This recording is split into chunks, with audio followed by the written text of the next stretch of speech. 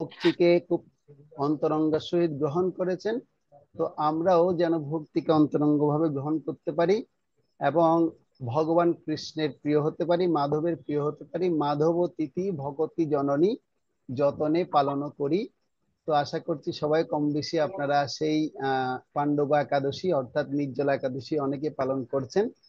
তো তাদের সাধ্য মতো করে পালন করছেন, আপনারা নিজেদের সাধ্য মতো করে এই একাদশী ব্রত পালন করছেন। তো আজকের এই শুভ একাদশী তিথিতে আপনাদের সমস্ত বৈষ্ণবদের চরণে প্রণাম নিবেদন জ্ঞাপন করছি।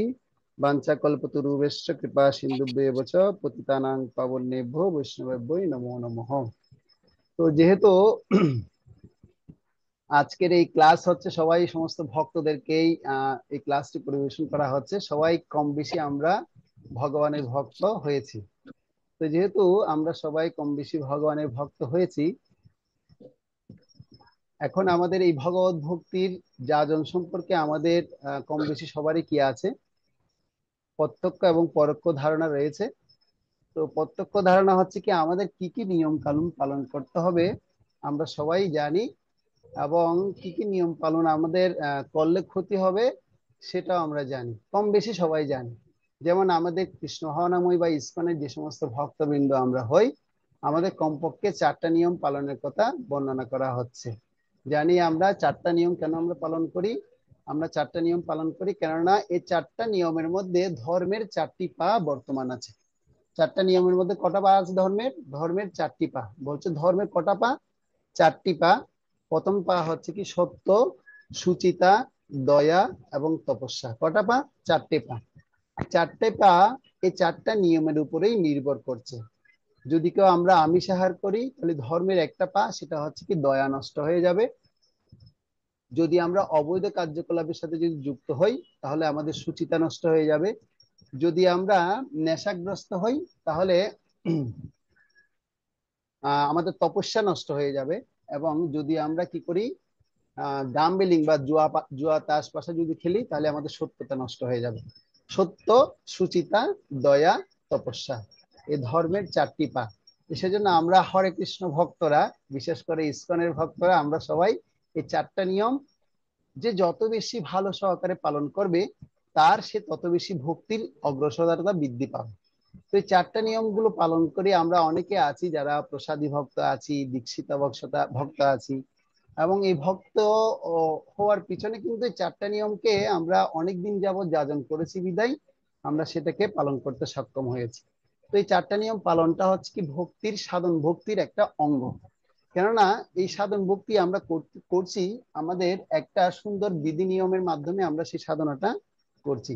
সাধন ভক্তিকে বলা হচ্ছে বিধি ভক্তি। বিধি ভক্তি মানে কিছু বিধি নিষেধ আছে যেগুলোকে আমরা যথাযথভাবে পালন করে নিজের জীবনকে আমরা কি করি,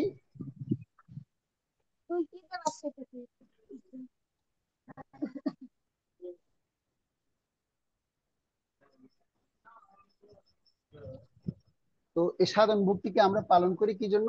কারণ নিজের জীবনকে আমরা একটা সুশৃঙ্খল রেখার মধ্যে রাখতে চাই।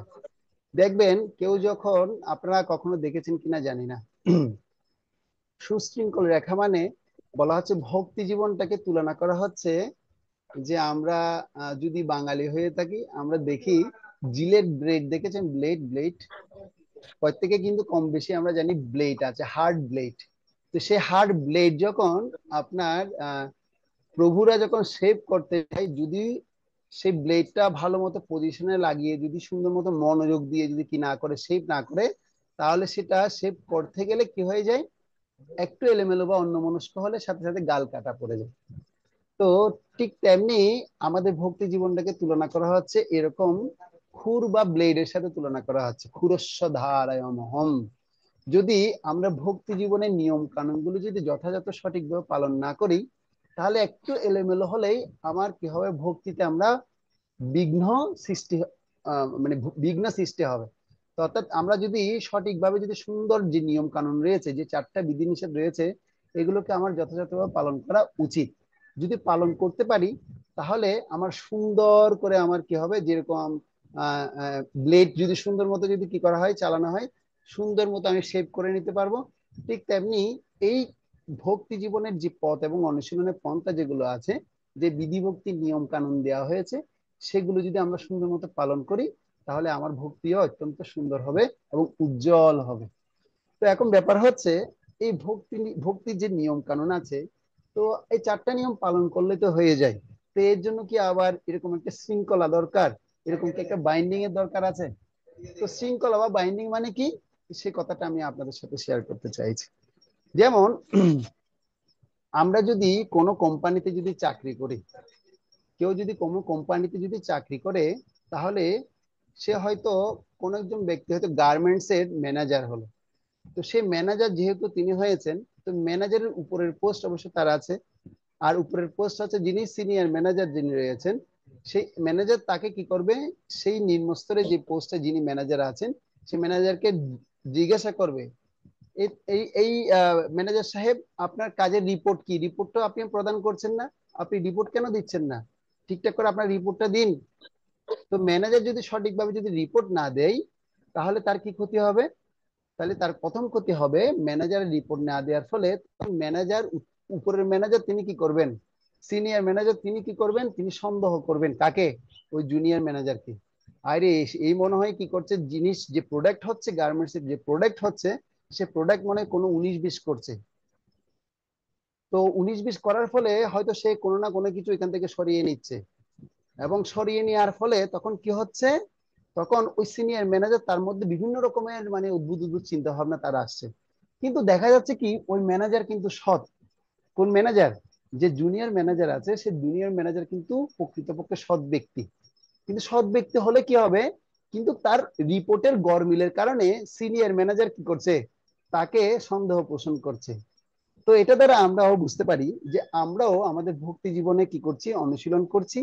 আর অনুশীলনের যে আমাদের একটা ধারাবাহিকতা আছে, এই ধারাবাহিকতাকে সঠিক মতো পরিচালিত হচ্ছে কিনা, এটার জন্য আমাদের যে উপরের লেভেল যিনি আছেন, আমাদেরকে যিনি বা যারা গাইড করছেন, সে সমস্ত ব্যক্তির কাছে আমাদের একটা সুন্দর একটা রিপোর্টিং করা আমাদের দরকার। তো আজকে যেহেতু আমাকে বলতে বলা হয়েছে যে আমাদের সাধনার পরিস্থিতিগুলো কেমন, এগুলোকে কিভাবে আরো উন্নতি করা যায়, এবং সৎ এবং সততার সহিত কিভাবে এই ভক্তি জীবন পালন করা যায়, সেই বিষয় সম্পর্কে আপনাদের সাথে আমার শেয়ার করতে বলেছে। তো আমি যে কথাটাই বলছিলাম, যে ম্যানেজারের উপমা দিয়ে আমি এটা দ্বারা এটাই বুঝাতে চাইছি, যে আমরাও ঠিক তেমনি একটা কোম্পানিতে আছি। আমরা কোন কোম্পানিতে আছি আপনারা জানেন? যে আমি জিজ্ঞাসা করি, রসপ্রিয় প্রভু, আমরা কোন কোম্পানিতে আছি এখন? হরে কৃষ্ণ। হরে কৃষ্ণ, ধন্যবাদ প্রণাম প্রভু, শোনা যাচ্ছে? হ্যাঁ, শোনা যাচ্ছে প্রভু, বলুন। প্রভু আমরা আমরা একটা কোম্পানিতে আছি। কোন কোম্পানিতে আন্তর্জাতিক আছি? কৃষ্ণ ভবন, ভেরি গুড। আন্তর্জাতিক কৃষ্ণ ভবনে। প্রভুর জন্য একটা হাততালি দিন সবাই, সবার অবস্থান থেকে। হরে কৃষ্ণ, ধন্যবাদ। খুব সুন্দর প্রভু, আপনি ধরতে পেরেছেন, আমি যে কথাটা বলতে চাইছি সেটা ধরতে পেরেছেন। ঠিক তেমনি আমরা একটা কোম্পানির মধ্যে আছি। কি কোম্পানি? ইসকন নামক একটা হরে কৃষ্ণ কোম্পানিতে আছি। International society for Krishna conscious কোম্পানিতে আছি। আর এই কোম্পানিতে অবশ্যই ঊর্ধ্বতন কর্তৃপক্ষ আছে। যেমন আমি যদি এখন হরে কৃষ্ণ কোম্পানিতে এসে, এই এই কোম্পানিতে এসে এখন আমি ভক্ত হয়েছি, আমি হচ্ছে এখন শ্রদ্ধাবান ভক্ত। তো শ্রদ্ধাবানের উপরের লেভেল যারা আছে, যেমন শ্রদ্ধা, কেউ যখন আদৌ শ্রদ্ধা তত সাধু সঙ্গ, সাধু সঙ্গ করতে করতে তার যখন কি হবে, ভজন ক্রিয়া হবে, তখন অনর্থ নিবৃত্তি হবে। এভাবে করে ভাব, মানে আস্তে আস্তে আস্তে আস্তে যারা উন্নত, উন্নত ব্যক্তিদের একদম সর্বোচ্চ স্তর হচ্ছে প্রেমের স্তর। তো আমরা দেখতে পাই, আমরা যে যারা সবাই এখানে উপস্থিত আছি, আমরা এরকম সাধারণত একটা প্রাইমারি সেকশনে এখানে আছি। হয়তো কেউ শ্রদ্ধাবান আছি, কেউ হয়তো ভজন ক্রিয়াতে আছি, কেউ অনর্থ নিবৃত্তিতে আছি, কেউ হয়তো আর একটু নিষ্ঠা স্তরে আছি, তারপর কেউ হয়তো আসক্তি স্তরে আছি, কেউ হয়তো ভাব স্তরে আছি, আবার কেউ হয়তো প্রেম স্তরও থাকতে পারে। কিন্তু প্রেম স্তর থাকলেও আলটিমেট প্রেম স্তরের উপরে কিন্তু একজন ব্যক্তি আছে। তিনি হচ্ছেন কে? আমরা কার সাথে প্রেম প্রেম করি? আমরা কৃষ্ণ ভাবনাময় ভগবানের ভক্ত, কৃষ্ণের কাছে, ভগবান কাছে, ভগবানের ভক্তরা কার কাছে প্রেম করে? পরমেশ্বর ভগবান শ্রীকৃষ্ণের কাছেই সেই আসক্তিময় প্রেম তার কাছে নিবেদন করে। তার মানে বোঝা যাচ্ছে যে আলটিমেট আমার উপর কেউ না কেউ রয়েছে। যে যে স্তরে থাকুক না কেন, সে স্তর থেকে তার উপরে কেউ না কেউ তাকে দিকবাল করছে বা দেখাশোনা করছে। তো এখন ব্যাপার হচ্ছে যে কোম্পানির ম্যানেজার, সে সিনিয়র ম্যানেজার, সে অ্যাসিস্ট্যান্ট ম্যানেজারকে কাছ থেকে খবর নিচ্ছে, তুমি তাহলে দিচ্ছ না কেন ভাই? তোমার কোম্পানি কি কি প্রোডাক্ট হলো, সে রিপোর্টিং যদি না করো, আমি আমার বসকে কিভাবে জানাবো? তার মানে ব্যাপার হচ্ছে, যদি আমরা কেউ যদি সাধনা করি, যে সাধন ভক্তি করার যে নিয়ম কানুন আছে, যেমন আপনাদেরকে প্রত্যেককে হয়তো এরকম সাধন ভক্তি নিয়ম কানুনের প্রত্যেকের কাছে একটা একটা সাধনার চার্ট আছে।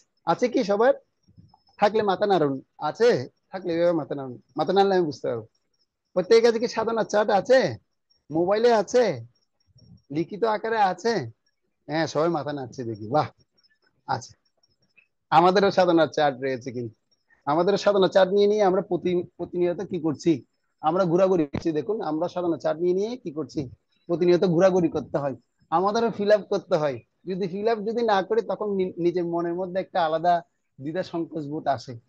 ঠিক আছে? তো ব্যাপার হচ্ছে, তো এরকম যদি রিপোর্ট যদি আমি যথাযথ যদি না করি, তাহলে কি কি ক্ষতি হতে পারে? তো ম্যানেজারের সাথে কি কি ক্ষতি হচ্ছে সেটা দেখুন। প্রথমে সিনিয়র ম্যানেজার যিনি, তিনি প্রথমে অবিশ্বাস করছে। সে কিরকম অবিশ্বাস করছে? আয়রে, এই মনে হয় কি করছে, আমার প্রোডাক্টটা বা এই এই ব্যবসার প্রোডাক্ট মনে হয় সে কি করছে, চুরি করছে। তো আমরা কৃষ্ণ হরনামৃতে আসছি, আমাদেরও কিছু প্রোডাক্ট তো আছে না, যে প্রোডাক্ট গুলো আমরা সবসময় কি করছি, লালন করছি। প্রথম প্রোডাক্ট যদি আমরা ধরতে নিই, যে আমরা প্রথমে ঘুম থেকে কটার সময় উঠেছি, প্রথম যদি আমরা আমাদের জীবনকে যদি হিসাব করে দেখি, আন্তর্জাতিক কৃষ্ণ ভাবনামৃতের আমাদের কি বিধি নিয়ম আছে বা কি নিয়ম কানুন আছে, যেগুলো উপরকে আমার রিপোর্টিং করতে হবে। প্রথম বিধি নিয়ম হচ্ছে কি, প্রথমে ঘুম থেকে আমরা কটার সময় উঠি সেটাকে কি করা, রিপোর্ট করা। কেউ হয়তো লিখবে হয়তো আমি 5টার সময় উঠি, কেউ হয়তো লিখবে হয়তো আমি 5টা 30-এ উঠি, কেউ হয়তো লিখবে তার আগে আমরা 4টের সময় উঠি, কেউ হয়তো লিখবে আমরা 4:30-এর সময় উঠি। আবার কেউ হয়তো লিখবে হয়তো কি না, আমি তো আজকে 5টায় উঠতে পারলাম না, 5:30-এ উঠতে পারলাম না, আমি 6টার সময় উঠি। এটা হচ্ছে কি প্রথম, মানে প্রথম প্রোডাক্ট, যে প্রোডাক্টের সে কি করবে, সে হিসাব দিবে। কিন্তু দেখা যাচ্ছে কি, আমরা যারা কৃষ্ণ ভাবনাময় ভগবত ভক্তি হওয়ার জন্য, ভক্ত হওয়ার জন্য জীবন যাপন করছি বা লালন করছি, তো দেখা যাচ্ছে কি আমি সেখানে কি করছি, একটু গড়বড় বা 19-20 হচ্ছে। এখন যেহেতু গড়বড় বা 19-20 হয়ে যাচ্ছে, মানে কি, হয়তো আমি ঘুম থেকে আমাকে উঠতে বলা হলো 5টার সময়, কিন্তু আমি উঠছি সেখানে 6টার সময়। তার মানে আমার এখানে প্রোডাক্ট কি হচ্ছে, চুরি হচ্ছে। চুরি হচ্ছে কি প্রোডাক্ট? ম্যানেজার সাহেবের কিরকম এরকম প্রোডাক্ট চুরি হচ্ছে। সেজন্য আমি কি করছি না, সেই রিপোর্টিংটা করছি না। কারণ আরে বাবা, আমি যদি 6টার সময় যদি লিখি, আরে প্রভু আমাকে কি বলবে। আর এখন স্যার, ম্যানেজার স্যারকে আমি দেখাচ্ছি কি এখানে যথাযথভাবে প্রোডাক্টটা এখনো কি হয়নি, তৈরি হয়নি, এখন এটা আমি কিভাবে সাপ্লাই দিব। হ্যাঁ, তাহলে আমি এটা লিখবো না, এটা না লিখেই এখানে থাক। তার মানে ম্যানেজারের যদি মনোযোগ যদি না থাকে, আমরা প্রত্যেকে হচ্ছে এরকম এক একজন ম্যানেজারের মতো। প্রত্যেকে আমরা এক একজন কিসের মতো, এই কৃষ্ণ মহানামৃতের এক একজন সদস্য, মানে এক একজন ম্যানেজারের মতো। তো আমরা যদি আমাদের প্রোডাক্ট গুলোকে যদি যথাযথভাবে যদি ম্যানেজ না করি, তাহলে কিভাবে হবে? তো সেজন্য আমাদের খেয়াল রাখতে হবে, যা যা প্রোডাক্ট আছে সেটার পরিমাণ যতটুকুই হয়, হয় না কেন, হোক বা হোক না কেন, ওই অতটুকু পরিমাণে হিসাব কিন্তু আমাকে অবশ্যই ঊর্ধ্বতন কর্তৃপক্ষকে জানাতে হবে। যদি না জানাই, প্রথম ক্ষতি হবে, অবিশ্বাস জন্মে যাবে। কি জন্মাবে? প্রথম প্রথম ক্ষতি হবে কি, আমার আমি আমার অথরিটির কাছে কি হয়ে যাব, একজন বিশ্বাসহীন ব্যক্তি হয়ে যাব, মানে বিশ্বাস থাকবে না, মানে অবিশ্বাসী ব্যক্তি হয়ে যাব। আর আপনারা কি জানেন বিশ্বাসটা কেমন? আমি একটা উদাহরণ আপনাদেরকে দিতে চাই। কেউ যখন কোনো ছাত্র বা আপনারা আপনাদের সন্তানদেরকে দেখবেন, যারা গৃহস্থ, ম্যাক্সিমাম তো গৃহস্থ ভক্ত এখানে আছেন, তো আপনাদের সন্তান আছে, সন্তানদেরকে পড়াশোনা করানোর জন্য পেন্সিল কিনেন, ইরেজার কিনেন বা রাবার কিনেন। তো যখন আপনারা রাবার কিনতে যাবেন, দেখবেন নতুন রাবার, কি দেখবেন, নতুন রাবার। আর নতুন রাবার আপনার সন্তানকে কিনে দিলেন, আর সে সন্তান কি করছে, সেটাকে এখন ইউজ করবে। কখন রাবার ইউজ করা হয়? যখন ভুল কিছু হয়, ভুলটা কিছুকে মুছার জন্য রাবারটা ব্যবহার করা হয়। তো আপনি কিনে দিলেন আজকে নতুন রাবার, ঠিক আছে, কালকের মধ্যে আপনি দেখতে পেলেন কি, সে রাবারটা কি হয়ে গেছে, সেটা, তাকে নতুন আজকে রাবার কিনে দিলাম, কালকের মধ্যে সে রাবারটা অর্ধেক হয়ে গেল। তখন আপনি আপনার সন্তানকে ডেকে বলছেন, কিরে জগন্নাথ, তোকে তো কালকে আমি রাবার কিনে দিলাম, তুই কালকের মধ্যে আজকের মধ্যে সেটাকে অর্ধেক করে ফেললি। তখন জগন্নাথ বলছে বলছে বাবা, কালকে থেকে আজকে একটু ভুল বেশি হয়ে গেছে, সেজন্য মুছতে মুছতে সেটাকে ছোট করে দিয়েছি। কি করেছি, সে রাবারটাকে মুছতে মুছতে আমি বাবা এটা ছোট ছোট হয়ে গেছে, আমার কি দোষ? তো এখন ব্যাপার হচ্ছে, আমাদের বিশ্বাসটা হচ্ছে ঠিক রাবারের মতো। বিশ্বাসটা কিসের মতো? এই রাবারের মতো। যদি আমরা প্রতিনিয়ত যদি এই আমাদের যা রিপোর্টিং করা হয়েছে বা আমাদের একটা নির্দিষ্ট সাধনার পরিমাপের কথা সবাইকে জানাতে বলা হয়েছে, বা এই সাধনার কথা যে আমি আমার ঊর্ধ্বতন কর্তৃপক্ষের কাছে দিতে বলেছে, যদি আমি সেটা যদি না দিই তাহলে কি হয়ে যাবে, তার কাছে আমার বিশ্বাসটা ওই রাবারের মতো আস্তে আস্তে ছোট হয়ে যাবে। হয়তো আজকে দিলাম না, এখন বললো বললো সুরেশ প্রভু বললো, স্নিগ্ধা মাতাজি আপনি তো দেখি সাধনা চার্ট প্রতিদিন দিচ্ছেন না, কেন আপনি এরকম করছেন? তো এখন সিগনা মাতাজি কিন্তু কিছুই বলছে না, তিনি একদিন দুদিন তিন দিন করে করে বারবার কি করছেন, তিনি ওটাকে মিস, ডোন্ট মাইন্ড মাতাজি, আমি আপনাকে মেনশন করে বলছি না, আমি জাস্ট শুধু নাম দিয়ে একটু উপমাটা দেওয়ার চেষ্টা করছি, আপনারা একটু বোঝার চেষ্টা করুন ব্যাপারটা কি বলতে চাইছি। তো তখন কি করলেন, সিগনা মাতাজি বললেন, তিনি কিছু আনসার করছেন না। এখন সুরেশ প্রভু আজকে কি করলেন, আজকে বললেন, হরে কৃষ্ণ মাতাজি কি আপনার সাধনা চারটা এখনো পেলাম না। মাতাজি কোনো আনসার দিচ্ছে না। একদিন গেল, একদিন গেল মানে ভুল একদিন গেল, ঠিক আছে, হয়তো কোনো সমস্যায় পড়েছে, বা কোনো ঘরের মধ্যে হয়তো হয়তো কোনো রকমের বেশি কাজের মধ্যে ব্যস্ত আছে বিদায় হয়তো আজকে তিনি রিপোর্টটা পাঠাতে পারেননি। তো তিনি তেমন কিছু মনে করেনি, যা শুধু রাবারের প্রথম দাগ, মানে প্রথম একটু ভুল হয়েছে, সামান্য ভুল, একটু করে টান দেওয়া হলো, ঠিক আছে, আবার নতুনের মতোই, ঠিক আছে, রাবার নতুনের মতোই লাগছে, অত বেশি তার ক্ষতি হয়নি। এখন দ্বিতীয় দিন গেল, হরে কৃষ্ণ মাতাজি আজকেও দেখি রাত 8টা বেজে গেল, আপনি এখনো সাধনা চার্ট প্রদান করলেন না, কেন আপনি এরকম করছেন? তখন তো মাতাজি কোনো আনসার দিচ্ছেন, দ্বিতীয় দিনও ঠিক সেম। এ করতে করতে এরকম একদিন দুদিন তিন দিন চার দিন কন্টিনিউ 5-6 দিন একই অবস্থা করছে।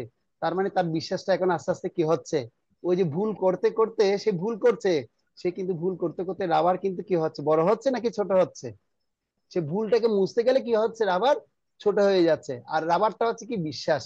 তো আর সেই ভক্ত আপনার প্রতি বিশ্বাসটা কি করছে, আস্তে আস্তে কমজোর হয়ে যাচ্ছে, মানে কমে যাচ্ছে। তো যেহেতু ভক্ত ভক্তের প্রতি বিশ্বাস যদি কমে যায়, তাহলে ভক্তের যত্ন, সিনিয়র ভক্তের যত্ন কিন্তু তার কাছ থেকে কমে যাবে, তো এরকম আর কল করবে না। তবু উনি এখন কৃষ্ণ ভবনামৃত অনুশীলন করতে প্রয়াসী নয়।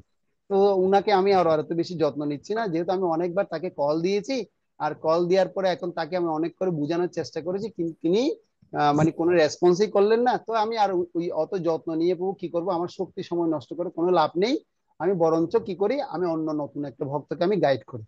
তো আমি এখন যে কথাগুলো বলছি আপনারা কি বুঝতে পারছেন? যদি বুঝতে পারেন রেস হ্যান্ডের জায়গায় গিয়ে একটা রেস হ্যান্ড দিন, অথবা এরকম একটা লাইক দিন, তাহলে আমি বুঝতে পারবো যে আমি আসলে আলোচনা যা করছি সব আপনারা বুঝতে পারছেন। যারা ভিডিও অফ আছেন তারাও করবেন, যারা দিচ্ছেন যারা অন আছেন তারাও দিবেন। এখনো মাত্র পাঁচটা পেলাম। অনেক ভক্ত কিন্তু আজকে প্রায় 47 স্টুডেন্টস এখানে আছে। সবাই জানেন তো কোথায় কি করতে হবে? হ্যাঁ, এক দুই, বাহ, আরো আরো চাই, আরো একদম সব কমপ্লিট হলে তাহলে পরের ধাপে যাবো, নাহলে কিন্তু একটুকে আলোচনা শেষ করে দিব। হরে কৃষ্ণ কৃষ্ণ কৃষ্ণ হরে হরে, হরে রাম রাম রাম হরে হরে বলে শেষ করে দিব। ঠিক আছে, মনোযোগ দিয়ে শুনছেন কিনা সেটার জন্য প্রমাণ করছি, আমি অন্য কিছু না, আপনি কিছু মনে করবেন না। আমি শুধু দেখতে দেখতে চাই যে আপনারা আসলে শুনছেন কিনা। রিয়া মাতাজি শুনছেন না মনে হয়, উনি এমনি বসে আছে ক্লাস, শুনলে কোনো কিছু দিচ্ছেন না কেন, এরকম লাইক বা এরকম হ্যান্ড তুলছেন না কেন? তারপরে আরেকজন কি আছে, রাধা দেবী দাসী, কি শি- শশী শশী রূপা মাতাজি মনে হয় এমনিতে আছে এখানে। আপনি এমনিতে ক্লাসে কি জন্য আছেন?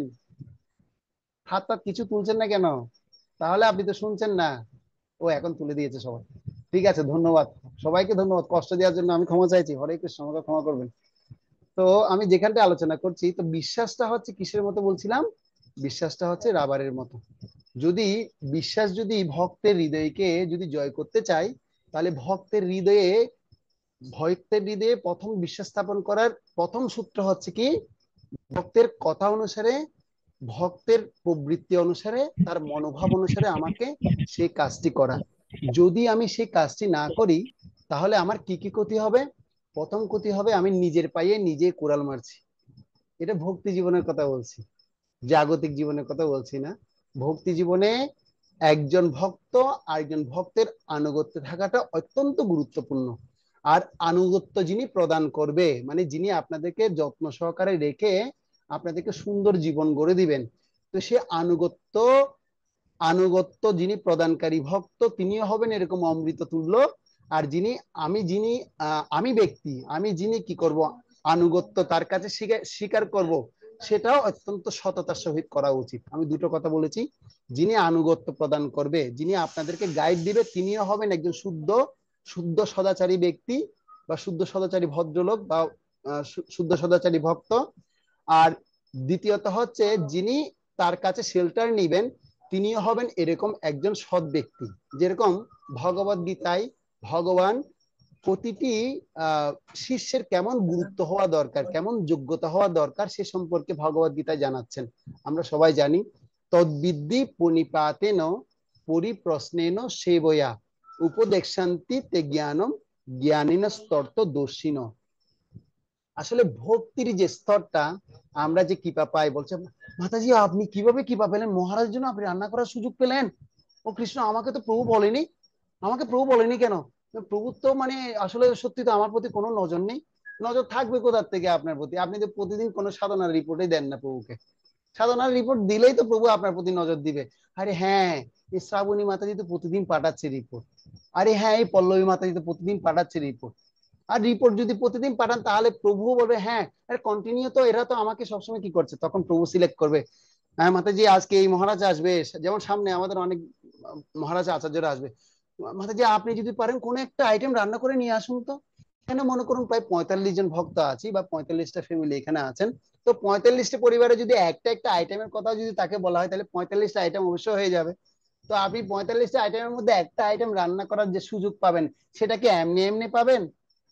যদি মনে করছেন না ঠিক আছে, আমি এমনিতেই সুরেশ্বর মাধবপুরের সাথে যুক্ত আছি বা কৃষ্ণ বলরাম সোসাইটির সাথে যুক্ত আছি, বা সুনির্মলা মাতাজি হয়তো আমাকে এমনি একদম খবর টবর নেই, আমি হয়তো তার সাথে এমনিতেই কি হরে কৃষ্ণ মাতাজি কেমন আছেন, হ্যাঁ হরে কৃষ্ণ মাতাজি ভালো আছি, মাতাজি আপনি জব করছেন, হ্যাঁ মাতাজি আমি জব করছি, তো অট্টুকে যদি আমি বলি তাহলে কি হবে?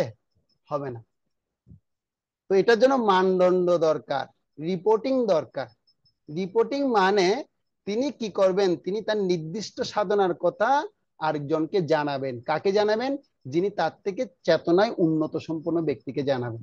সেজন্য রূপদেশামৃতে একটা শ্লোকে সুন্দর মতো রূপ গোস্বামী বর্ণনা করছেন যে আমাদের মানদণ্ডগুলো কেমন হওয়া উচিত। তো তিনি ব্যাখ্যা করছেন যে বলছে বলছেন যে উৎসাহ অনিশ্চয়তা ধৈর্যাত তত্তৎকর্ম প্রবর্তনাৎ, মানে উৎসাহ থাকতে হবে কিসে? কৃষ্ণ ভক্তিতে। এবং সেটা যে তিনি নিশ্চয়ই ভক্তি অনুশীলন করছে, সেটার জন্য তাকে গুরুদেবের শরণাগত হতে হবে। তো এখন আপনারা বলতে পারেন, তাহলে প্রভু আমি তো সরাসরি গুরুদেবের কাছে দীক্ষা প্রাপ্ত, বা আমি গুরুদেবের কাছে আসছি, আশ্রয় গ্রহণ করেছি, তাহলে আমার কেন আবার উপরের কর্তৃপক্ষকে এই জিনিসটা জানাতে হবে? তো ব্যাপার হচ্ছে, গুরুদেব তো আপনাকে আশীর্বাদ করবে বা কৃপা করবে।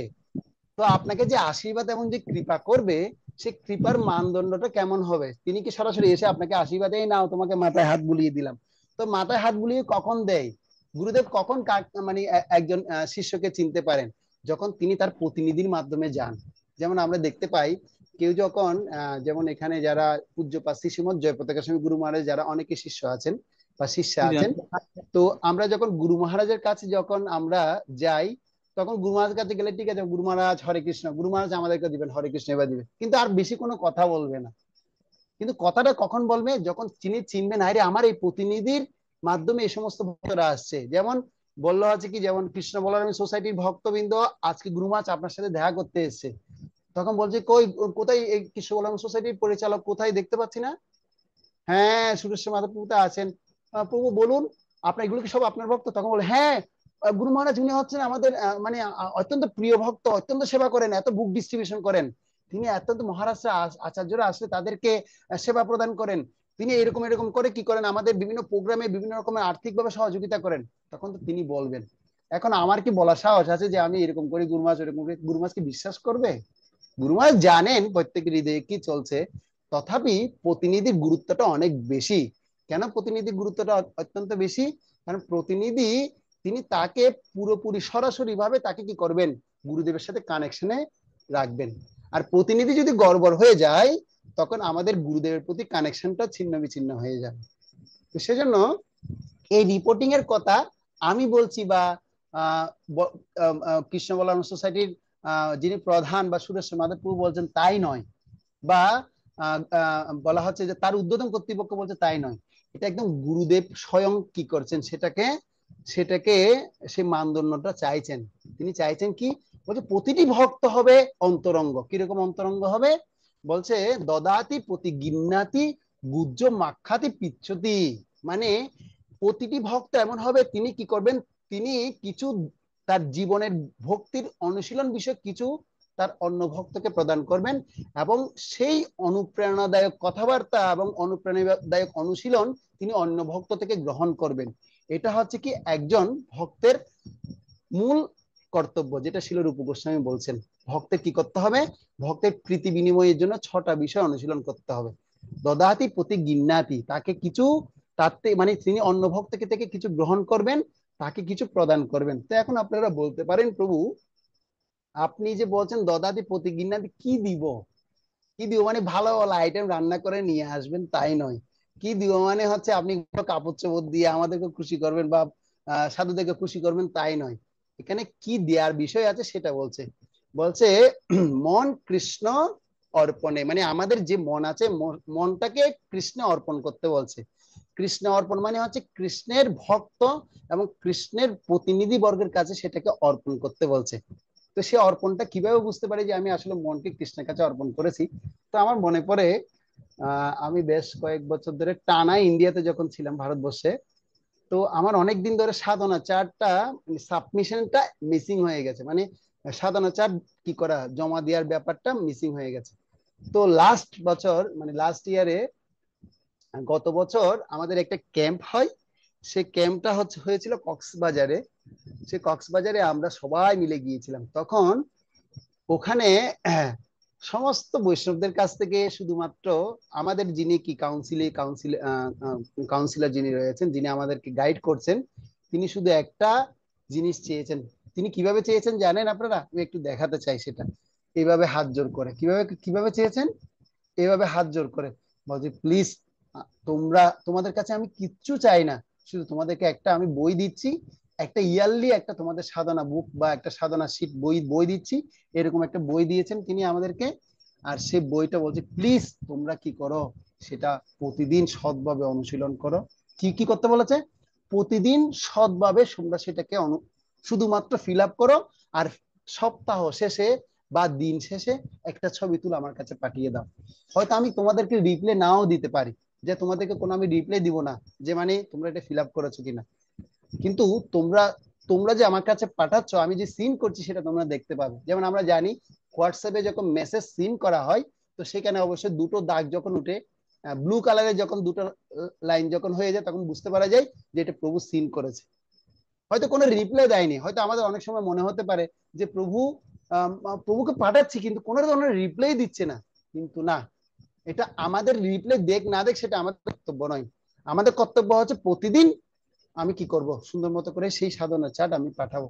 এমন ভাবে জোর করে বললেন, মানে মানে তখন আমাদের পরিস্থিতির কেমন হচ্ছে বুঝতে পারছেন? উনি একজন বয়স একদম, তিনি হচ্ছেন একজন আচার্যদের প্রতিনিধি, গুরুদেবের প্রতিনিধি। তিনি যখন আমাদের কাছে এভাবে হাত জোর করে, কারো কি একটু করুণা লাগে না? তখন আমাদের হৃদয়ে আর মানে আমরা তো আর আমাদের জায়গায় নেই, আমরা তো আমাদের জায়গা থেকে কি হয়ে গেছি পুরো শেষ। তখন এটাকে বলা হচ্ছে কি, আমি কতটুকু তার কাছে শরণাগত হয়েছি বা গুরুদেবের কাছে শরণাগত হয়েছি বা তার প্রতিনিধি বর্গের কাছে শরণাগত হয়েছি, এটা একটা স্বাভাবিক মানদণ্ড। মানদণ্ড যত কি হবে উন্নত হবে, তার শরণাগতির মাত্রা তত বাড়বে। সে যখন কোনো কিছু যখন ভুল করবে, ভুল করার সাথে সাথে সে কিন্তু ভিতরের মধ্যে সেটা রেখে দিবে না। ভুল যখন করা হয় তখন সেটা কি করবে, গুজ্জ মাক্ষাতি পিচ্ছতি, মানে কি, তার গোপন কথা অন্য ভক্তকে খুলে বলবে, তার গোপনীয় কথা সে ভক্তের কাছে শুনবে। অর্থাৎ ভক্তি বিষয়ক যদি কোনো ভুল ত্রুটি হয়ে যায়, তখন সেটা কি করবে, তিনি সে ভক্তির মানটাকে রক্ষা করার জন্য তিনি সৎ হবেন। সৎ হওয়াটা অত্যন্ত জরুরি। কেননা আমাদের সৎ যদি না হই, তাহলে আমাদের সৎ চরিত্র আমাদের গঠন হবে না। আর যদি সৎ চরিত্র যদি গঠন না হয়, তাহলে সেই সৎ পরম পুরুষ শাশ্বত ব্যক্তির কাছেও আমি সেই শাশ্বত ব্যক্তিকে আমি অনুভব করতে পারবো না। সেজন্য সততা হচ্ছে কি সর্বোৎকৃষ্ট পন্থা। তো আমি হয়তো অনেক জোর গলায় বলছি, কিন্তু সেই অনুশীলনটা আমি যদি যথাযথভাবে যদি পালন করি, তাহলে অন্য হৃদয়েও সেটা আমি অনুপ্রেরণাদায়ক হয়ে উঠবো।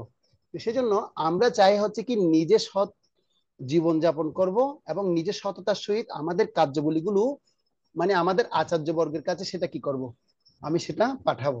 তো কিছুদিন আগে আমাদের মন্দিরে হিজ গ্রেস চৈতন্যচরণ প্রভু এসেছিলেন। তো উনার ব্যক্তিগতভাবে আমি সেবা করার সুযোগ পেয়েছিলাম। তো প্রভু দেখছিলাম তিনি আমাকে বলছিলেন, শাস্ত্র নিপুণ প্রভু, প্লিজ আপনি আমাকে যা ছবি তুলেছেন এর মধ্যে কিছু গুরুত্বপূর্ণ ছবি আপনি আমার কাছে পাঠান, এটা আমার রিপোর্টিং করতে হবে। তখন উনাকে আমি উনার কাছে যখন এই মেসেজটা যখন আমি পেয়েছি, তখন আমি সাথে সাথে আর দেরি করিনি, কিছু এমন এমন কিছু গুরুত্বপূর্ণ মুভমেন্ট, ক্লাসে মুভমেন্ট গুলো নিয়ে আমি প্রভুর কাছে ছবি পাঠালাম। আর প্রভু এত খুশি হয়েছেন, তিনি এত মানে, অথচ তার জন্য এই ছবিগুলো যাওয়া কোনো ব্যাপার না, কিন্তু উনি এই ছবিগুলো প্রদান করার কারণে তিনি এত বেশি খুশি হয়েছেন, তিনি আমার কাছে আবার কল দিয়েছেন, বলছে প্রভু থ্যাংক ইউ সো মাচ, তোমার এত সময় আমি নষ্ট করেছি, তিনি আমাকে জানাচ্ছেন সেই ব্যাপারটা, বলছে আমি তোমার অনেক গুরুত্বপূর্ণ সময় নষ্ট করেছি। তো তাদের যে চরিত্র, তারা মানে আমি বুঝতে পারছি যে আসলে তারা কত মানে সিনিয়রদের কাছে কত অনুগত। বলছে আমার রিপোর্টিং করতে হবে প্রভু, কারণ আমি যে এখানে এসেছি, কি কার্যক্রম আমি করেছি তার রিপোর্টিং অবশ্যই আমার একটা করা দরকার। তো উনাদের মতো সারা বৈশ্বিক ভাবে যারা কৃষ্ণ ভাবনাতে প্রচার করছে, এরকম প্রচারক যদি তিনি যদি রিপোর্ট যদি পাঠাতে পারেন, আমি তাদের মতো অত বড় প্রচারক নই, তো আমি যদি রিপোর্টিং করি আমার কোনো অসুবিধা আছে? কোনো অসুবিধা অসুবিধা আছে? আপনার মাথা নাড়ুন, অসুবিধা আছে? না আছে? আছে? আছে? আছে? কার কার আছে? সবাই মাথা নাড়ছেন কিন্তু নেই। তো যদি না থাকে, তো আমরা অবশ্যই সৎভাবে সেটা করতে পারি। তো এখন কিছু কিছু ত্রুটি আসতে পারে, আমি সেই ত্রুটির কথা আপনাদেরকে জানাই। আমরা যেটা করছি আমাদের মধ্যে সেরকম যে ভুলটা হয় সেটা আমি আপনাদের সাথে শেয়ার করছি, যদি মিলে যায় আপনারা বলবেন হ্যাঁ প্রভু আসলে সত্যি কথা বলেছেন, এটা ঠিক বলেছেন। তো সে ঠিক বলার কারণটা হচ্ছে কি, যেমন যখন আমাদের সাধনা চার্ট দেওয়া হয়, এরকম যখন সাধনা চার্ট দেওয়া হবে, তখন প্রতিদিনের একটা ডেইলি ডেইলি কি থাকে, মানে ওখানে কিছু পয়েন্ট থাকে। প্রথম পয়েন্ট হচ্ছে কটার সময় মঙ্গলা ঘুম থেকে উঠেছেন, মঙ্গলারতি কটার সময় করেছেন, প্রতিদিন তুলসী মহারানীকে জলদান করেছেন কিনা, প্রতিদিন ভাগবতম ক্লাসে অংশগ্রহণ করেছেন কিনা, প্রতিদিন শিল প্রভুপাদের গ্রন্থ পড়েছেন কিনা, প্রতিদিন শিল প্রভুপাদের লেকচার শুনেছেন কিনা, আজকে কারোর সাথে রাগ করেছেন কিনা, আজকে কি আপনি এই চারটা নিয়ম পালনে কি ত্রুটি ত্রুটি হয়েছে বা কোনো সমস্যা হয়েছে আপনার, বা হ্যাঁ না ইয়েস নো দিন। তো এরকম অনেকগুলো আপনাদের সাধনা চটে আছে, আছে কি নাকি নেই? আছে, আছে, সবাই জানে সেটা আছে। তো এখন আপনি কি করলেন, যে আজকে ফিল আপ করতে গিয়ে দেখছেন কি আইরে বাবা আজকে ঘুম থেকে ওঠার কথা ছিল 5টায়, উঠে গেছি 6:30টায়। তো এটা গৃহস্থ ভক্তদের ম্যাক্সিমাম এর হয়, গৃহস্থ গুলো হয় তাই না, ব্যাচেলার যারা আছে তাদের তো আরো বেশি হয়। ঠিক আছে। তো এখন আপনি উঠে গেলেন 6:30টায়, আরে বাবা প্রভুকে কিভাবে লিখবো, এখানে উঠতে বলেছিল 5টায় কিন্তু উঠলাম 6:30টায়। তো অনেক সময় হয় কি, মানে ইন্টিগ্রিটি যার যত, সততা যার যত বেশি, সে কি করবে ঠিক ঠিক 6:30টায় লিখে দিবে, আজকে ঘুম থেকে কটায় উঠেছি, 6:30-এ উঠেছি।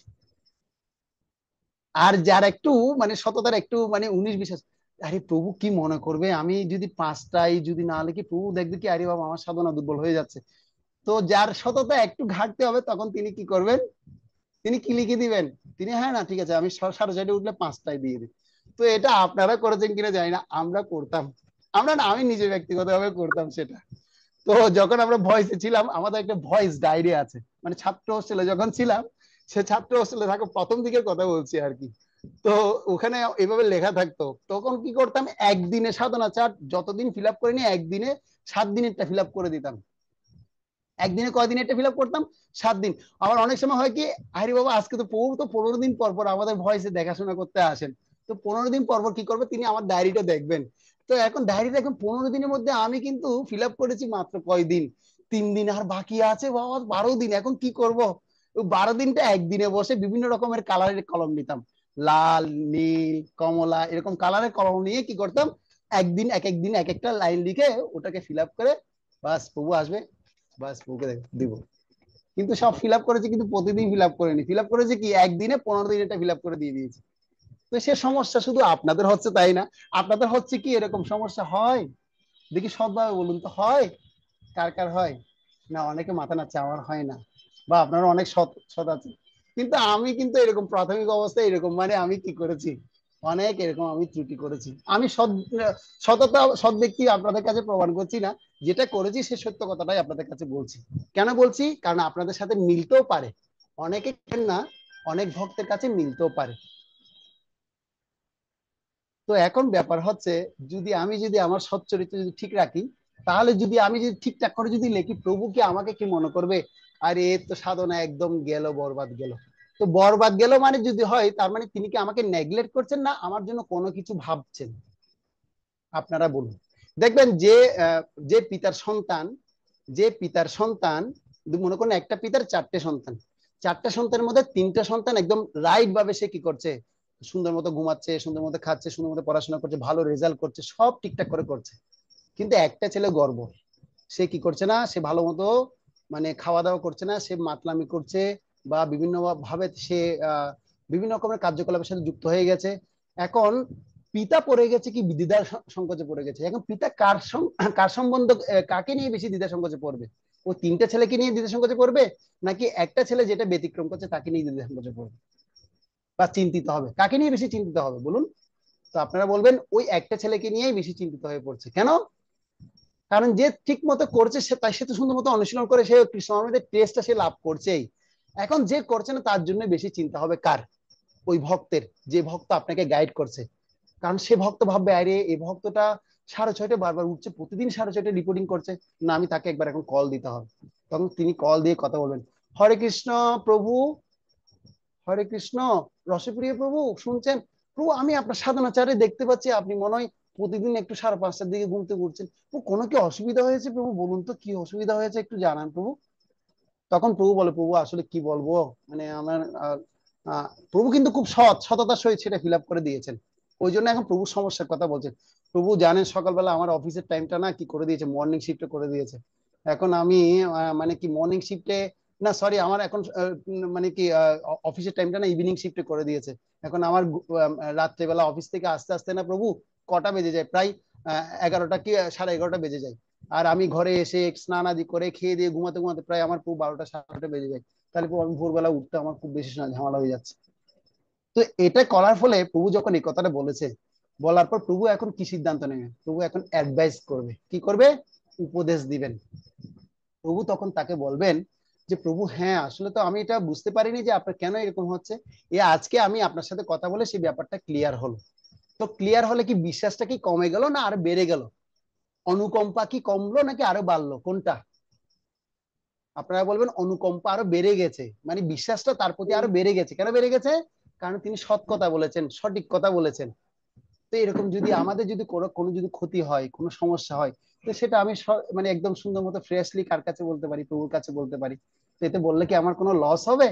কোনো লস হবে না, তাতে আরো লাভ হবে। প্রভু আমাকে বুঝবেন যে আসলে না মানে প্রভুর এই সমস্যা হচ্ছে না, মাতাজির আজকে এই সমস্যার জন্য তিনি করতে পারেননি। তো সেজন্য যা করব যদি সততার সহিত করা হয়, সততাই সর্বোৎকৃষ্ট পন্থা। এই সততার আচরণের ফলে আমাকে এমন একটা স্থান বা এমন একটা ক্ষেত্রে আমি চলে যাব, তখন প্রভু চোখ বন্ধ করলেই ভাববে আপনার এই ভক্তটার কথা। যেমন আমাদের গুরু মহারাজ আচার্যরা কাদেরকে বেশি বিশ্বাস করেন? যাদেরকে বিশ্বাসের সহিত যে সেবাটা দেওয়া হবে সে সেবাটা নৈপুণ্যতার সহিত মানে নিপুণতার সহিত যে করবে, তাকেই কি করবে? গুরু মহারাজ তাকেই ডাকবে। গুরু মহারাজ বলবে আমার প্রিয় শিষ্য, এরকম অনেক সময় গুরু মহারাজ এরকম লেকচারে দেন যে আমার প্রিয় শিষ্য শ্রী শ্রীমৎ পূজ্যপাদ ভক্তি পুরুষোত্তম স্বামী মহারাজের অত্যন্ত পরিশ্রমের ফলে আজকে এই উত্তরবঙ্গে এত ভক্ত গড়ে উঠেছে। গুরু মহারাজ বলেন আমার প্রিয় শিষ্য শ্রী শ্রীমৎ পূজ্যপাদ গৌরাঙ্গ প্রেম স্বামী গুরু মহারাজের কারণে আজকে এত নামহট্টের প্রচার বৃদ্ধি পাচ্ছে। তো কেন বলেন গুরু মহারাজ কিভাবে তারা প্রিয় হয়েছেন? তারা ওইরকম সততা গুরু মহারাজের হৃদয় থেকে কি করেছেন? কেড়ে নিয়েছেন। তো আমরাও যতটুকু আমরা আমাদের যিনি কাউন্সিলর আছেন বা যিনি আমার উন্নত ঊর্ধ্বতন কর্তৃপক্ষ আছেন, তার কাছে আমি যত সততা প্রকাশ করব, তত আমরা ভক্তিতে আরো অগ্রসর হতে পারবো, ভক্তিমূলক সেবায় আরো ভালো মতো নিয়োজিত হতে পারবো। তো এখন এটা হচ্ছে কি পজিটিভ দিকগুলোর কথা বললাম। তো এখন নেগেটিভ দিক কি হতে পারে? যদি আমি যথাযথভাবে যদি সেটা যদি কি করি, ফিল আপ যদি না করি, 5টায় 6টায় উঠলাম, লিখে দিয়েছি 5টায়, ঠিক আছে। তারপর হয়তো আজকে জব করেছেন আপনি, আজকে 16 মালা জব 10টার মধ্যে শেষ করেছেন, ইয়েস কিংবা নো। তো আপনি লিখে দিয়েছেন ইয়েস, কিন্তু করেননি, 16 মালার মধ্যে আরো 4 মালা বাকি রয়ে গেছে, লিখে দিয়েছেন ইয়েস, ঠিক আছে। তখন ব্যাপারটা এখন দোষটা কার মধ্যে পড়তে হবে? দোষটা নিজের মধ্যে পড়তে হবে। কিরকম পড়তে হবে আমি সেটা বলছি। দেখুন, যখন আপনি সাধারণ চারটা ফিল আপ করে আবার ওই চারমালা জব করতে বসলেন, এবার চারমালা জব কি করতে বসলেন, চারমালা জব আপনি করবেন। এখন আপনি জব করতে করতে এখন মন তো কি করবে, মন তো মানে কি করতে চাই, সে সব সময় কি করবে, সে সবসময় সংকল্প আর বিকল্প করবে। আরে বাবা, আজকে তো আমি কি করলাম, সাধনা চার্টে লিখলাম, কিন্তু 16 মালা জব তো 10টায় শেষ করে ফেলেছি, এখন আবার আমি 4 মালা জব করছি। তখন মনকে মনকে সে নিজে নিজে মানে প্রশ্ন করবে, যদি সৎ ব্যক্তি হয়, সততার সহিত সে নিজেকে প্রশ্ন করবে, আসলে এটা করা কি উচিত হয়েছে, না এটা করা উচিত হয়নি, না আমি আগামীকাল থেকে আর সেটা করব না, যখন শেষ হয়েছে তখনই লিখবো। তো সেটা একদিনে হবে না, সেটা প্রথম প্রথম যা ভুল হচ্ছে, আমাদেরকে তো ভুলগুলো কেউ দেখিয়ে দেয়নি, কিন্তু আজকের এমন দিনে আমরা এসে পৌঁছেছি, আমাদেরকে ভক্তরা যত্ন নেওয়ার জন্য কত মনোযোগ দিচ্ছে, মানে সেই ভক্তরা যেন একটু করে যেন ভালো কৃষ্ণ ভক্তি যেন কি করেন, যাচন করেন, সেই ভক্তটা যেন একটু করে যেন তার মন মানসিকতা যেন আর একটু কি করুন, আর একটু যেন পবিত্র হওয়ার জন্য চেষ্টা করুক। সেজন্য বিভিন্ন ভক্তদেরকে নিয়ে আসছেন আমাদের মাঝে, বিভিন্ন তার উপলব্ধির কথাগুলো জানানোর জন্য। তো এইভাবে যখন আমরা করব, নির্দিষ্ট একটা সাধনার যে রূপরেখা যখন আমি প্রদান করব, তখন একটা ইয়ারলি রিপোর্টিং হবে, কি হবে, ইয়ারলি রিপোর্টিং মানে বাৎসরিক একটা রিপোর্ট হবে।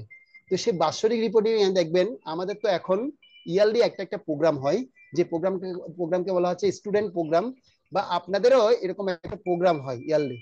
সেই প্রোগ্রামের মধ্যে তখন কি করবে, বিভিন্ন আচার্যরা থাকবেন, বিভিন্ন সন্ন্যাসী বর্গরা থাকবেন, তখন বলবেন এই বছরের সাধনার মধ্যে যিনি কি হয়েছেন, প্রথম হয়েছেন সাধনা জাহ্নবী দেবী দাসী মাতাজি, সাধনার মধ্যে কে প্রথম হয়েছেন, সাধনা জাহ্নবী দেবী দাসী মাতাজি। তখন সাধনা জাহ্নবী মাতাজি কেমন মন হবে, ওরে বাবা এই বছর আমি অ্যাওয়ার্ড পেয়ে গেলাম, কিন্তু আপনারা বুঝতেই পারেননি যে আপনারা এই বছর অ্যাওয়ার্ড পাবেন। তো আমরা দেখতাম ভয়েসের মধ্যে যে ভক্তটা মানে কি করতো, তো ওখানে সাধনা রিপোর্টে দেখবেন আপনাদের অনেক কিছু টপিক থাকবে, যে সেবা ঠিকঠাক করেছেন কিনা, তারপর হচ্ছে গ্রন্থ অধ্যয়ন ঠিকঠাক করেছেন কিনা। তো আমাদের কি হতো, ইয়ারলি একটা ইউথ ফেস্টিভ্যাল হতো, সেই ইউথ ফেস্টিভ্যালে ইয়ারলি পুরস্কার দেওয়া হতো। আর পুরস্কার ইভেন্ট গুলো থাকতো এরকম, মর্নিং সাধনায় কে প্রথম হয়েছে, মানে প্রত্যেক ভয়েস থেকে রিপোর্টিং করে যার সাধনা ভালো হয়েছে, প্রত্যেক ভয়েসের মধ্যে এক একজনকে কি করা হতো, সাধনার জন্য দেওয়া হতো। ঠিক আছে, তো মানে যে আজকে মর্নিং প্রোগ্রামে ভালো জব সেশন থেকে শুরু করে একদম সে সকালের মর্নিং সেশন পর্যন্ত 9টা পর্যন্ত সে সাধনা প্রোগ্রামে প্রতিনিয়ত ইয়ারের মানে বছরের 365 দিনে সে মনোযোগ সহকারে সমস্ত কিছু করেছে। এই জন্য তাকে পুরস্কার দেওয়া হলো হরিদাস ঠাকুর অ্যাওয়ার্ড। কি দেওয়া হলো, হরিদাস ঠাকুর অ্যাওয়ার্ড। তো এরকম করে যদি আপনারা যদি করেন, আপনাদের জন্য ইয়ারলি এক একটা পুরস্কারের ব্যবস্থা থাকবে। ইয়ারলি না, আপনাদেরকে মান্থলি দেওয়া হবে, যেহেতু অনলাইনে আছে মান্থলি পুরস্কার দিতে ঝামেলা হবে না। ঠিক আছে, একটা ইয়ারলি মান্থলি একটা সাধনার সার্টিফিকেট দিয়ে দেওয়া হবে। আর আমি যেহেতু পূজ্যবাসী ভক্তি পুরুষোত্তম স্বামী মহারাজের সেবায় আছি, মহারাজ থেকে একটা সিগনেচার নেওয়া কোনো ব্যাপারই না। মহারাজকে বলো মহারাজ এরকম একটা সাধনার চার্টে আপনি কি করে দিন, আমাদের এরকম ভক্ত উন্নতি করছে, একটা সাইন দিয়ে দিন। মহারাজ সিগনেচার দিয়ে দিবে, অসুবিধা কোথায় আছে। আর এরকম প্রাপ্তি কি আমাদেরকে সচরাচর হয়, এরকম সুযোগ রয়েছে আপনাদের। তো আমি দেখি যে আমাদের শ্রীমান সুরেশ্বর মাধবপুর সাথে অনেক বড় বড় বৈষ্ণবদের সাথে খুব ভালো গুড রিলেশনশিপ আছে, যে রিলেশনশিপের কারণে প্রভুকে সবাই ভালোবাসে। তো কলকাতায় একদিন গিয়েছিল অনঙ্গমোহন প্রভু, সুরেশ্বর মাধবপুরকে দেখার সাথে এমন জড়িয়ে ধরেছে, আমি তো দেখে বলছি কি বাবা প্রভু, মানে কি আমি এতদিন কাছাকাছি এরকম আপন হতে পারিনি, কিন্তু প্রভু কত আপন, কত মানে তার প্রিয় বস্তু হিসেবে পরিগণিত হয়েছে। তা আমাদের বিভিন্ন মহারাজরা আছেন, পূজ্যবাসী শ্রীমন্ত ভক্তি পুরুষোত্তম স্বামী মহারাজ আছেন, তা ভক্তি বিজয় ভাগবত মহারাজ তো আর কথাই নেই। তো আমি এদিন একটা প্রোগ্রামে প্রণামী দিতে গিয়েছিলাম, সুরেশ্বর মাধব প্রভুরই প্রণামী, মানে একজন প্রভুর একজন ভক্ত কি করেছেন আপনার আহ পরিক্রমার সময়, নবদ্বীপ মন্ডল পরিক্রমার সময় ডোনেশন করেছেন, আর সেই ডোনেশনের প্রণামীটা মহারাজকে আমি হাতে হাতে দিতে পারছিলাম না, যেহেতু মহারাজ প্রতিনিয়ত মায়াপুরে থাকছেন না, তো মায়াপুরে আসছেন অনেকদিন পর। তো আসার পর আমি যখন মহারাজের কাছে নিয়ে গেলাম, তো মহারাজকে বললাম মহারাজ এটা হচ্ছে আমাদের শ্রীমান সুরেশ মাধবপুর পাঠিয়েছে। বলছে কি পাঠিয়েছে, ও শুধু পাঠায় ঘন ঘন, কি পাঠাইছে আমার কাছে। আমি বলছি মহারাজ এটা হচ্ছে কি, ওই নবদ্বীপ মন্ডল পরিক্রমার একজন প্রসাদ স্পন্সর করেছিল, ওনার ওখান থেকে ওনার প্রণামীটা। বলছে ও আচ্ছা, তখন সাথে সাথে মহারাজ বলছে ওকে ফোন লাগা ফোন লাগা। তখন কি করেছে, সাথে সাথে কল দিতে বলেছে, তখন কল দিলাম, দিয়ে মহারাজ প্রভুর সাথে কথা বলছে। তো তার মানে কত আপন, আমি বুঝতে হবে যে আমি যার কাছে রিপোর্টিং করছি বা যার কাছে আমি সাধনা চারটা পাঠাচ্ছি, এটা কোনো ভুল ব্যক্তির কাছে পাঠাচ্ছি না। তো এতে যদি পাঠাই আমাদের কি কোনো ক্ষতি হবে, আপনারা বলুন। যদি ক্ষতি হয় তাহলে কোনোদিন পাঠানোর দরকার নেই, আজকে থেকে স্টপ করে দিন। আর যদি মনে করেন হচ্ছে কি লাভ হবে, তাহলে আপনারা যারা পাঠাচ্ছেন না সাধনা রিপোর্ট, কৃপাপূর্বক আপনারা সকলে সাধনা রিপোর্ট পাঠান। আমরা পাঠাই, সেটা প্রমাণ দেখালাম। আমরা প্রতিনিয়ত সাধনা চার নিয়ে নিয়ে ঘুরি, যখনই সময় পাবে সাথে সাথে ফিল আপ করে নিই। যেমন আজকে সারাদিন ভাগবতম পড়েছি কিনা, না আজকে ভাগবতম পড়েনি, তো সেখানে নো লিখবো আমি। কিন্তু নো লিখতে অনেক কষ্ট, মানে নো লিখতে এত কষ্ট হয় বাবা, করিনি মানে না লেখাটা খুব কষ্ট। যদি করে ফেলি তাহলে হ্যাঁ লিখতে খুব আনন্দ সহিত, হ্যাঁ ইয়েস ইয়েস। দেখবেন যেগুলো যে যেটাই করবেন ইয়েস লিখতে কিন্তু খুব মানে এত আনন্দ লাগে, yes yes yes yes yes, বাস শেষ, সব জায়গায় ইয়েস। তো আজকে আমি আপনাদেরকে 1 ঘন্টা ধরে অনেকক্ষণ করে বললাম। তো আশা করি আরো অনেক কিছু বলা যাবে, কিন্তু আমি আর অত সময় আপনাদের কাছ থেকে নিব না। আমাদের এখানে ক্যাম্প এখন শেষ হবে, আর এখন ব্যাগ গুছিয়ে সবাই বের হবে। তো এর মধ্যে যদি কারো কোনো কিছু যদি কোশ্চেন বা জানার থেকে আপনারা বলতে পারেন। পরবর্তী সময় আমি আপনাদের সাথে যখন আবার আসবো, যদি সুযোগ হয়, তখন আমি আপনাদের সাথে আহ অন্য কোনো বিষয় বা এই ধরনের কোনো বিষয় যদি হয় তাহলে আলোচনা করবো। হরে কৃষ্ণ। ধন্যবাদ সকলকে। জয় শিল প্রপাত কি জয়। হরে কৃষ্ণ। কারো কোনো প্রশ্ন থাকলে আপনারা বলতে পারেন। আচ্ছা, এখন যেখানে হাতগুলো তোলা আছে, রিয়া মাতাজি, সুমন প্রভু, আপনাদের কি প্রশ্ন আছে না এমনিতে হাতগুলো উঠানো আছে?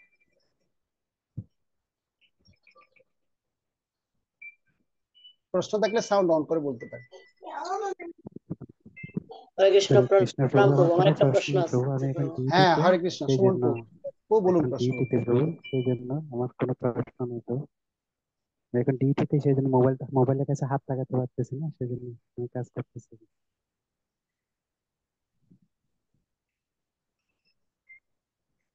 বলুন প্রভু, প্রশ্ন বলুন। হরে কৃষ্ণ। না, প্রভু কোনো প্রশ্ন নেই আমাদের। সুমন প্রভু প্রশ্ন আছে কি? হরে হরে আচ্ছা, কৃষ্ণ প্রভু, প্রভু, প্রণাম প্রভু। উনি সুমন হ্যাঁ প্রভু বলছেন, উনি এখন ডিউটিতে আছেন তো, আর মোবাইলটা হ্যাঁ, একটু দূরে আছে আর কি, উনি হাতটা দিতে পারছেন না আর কি, মোবাইলে দিয়ে ও ওটা হাতটা ওকে ওকে। নামাতে পারছেন না। আচ্ছা, ঠিক আছে। ধন্যবাদ মাতাজি, ঠিক আছে, হরে কৃষ্ণ। Okay.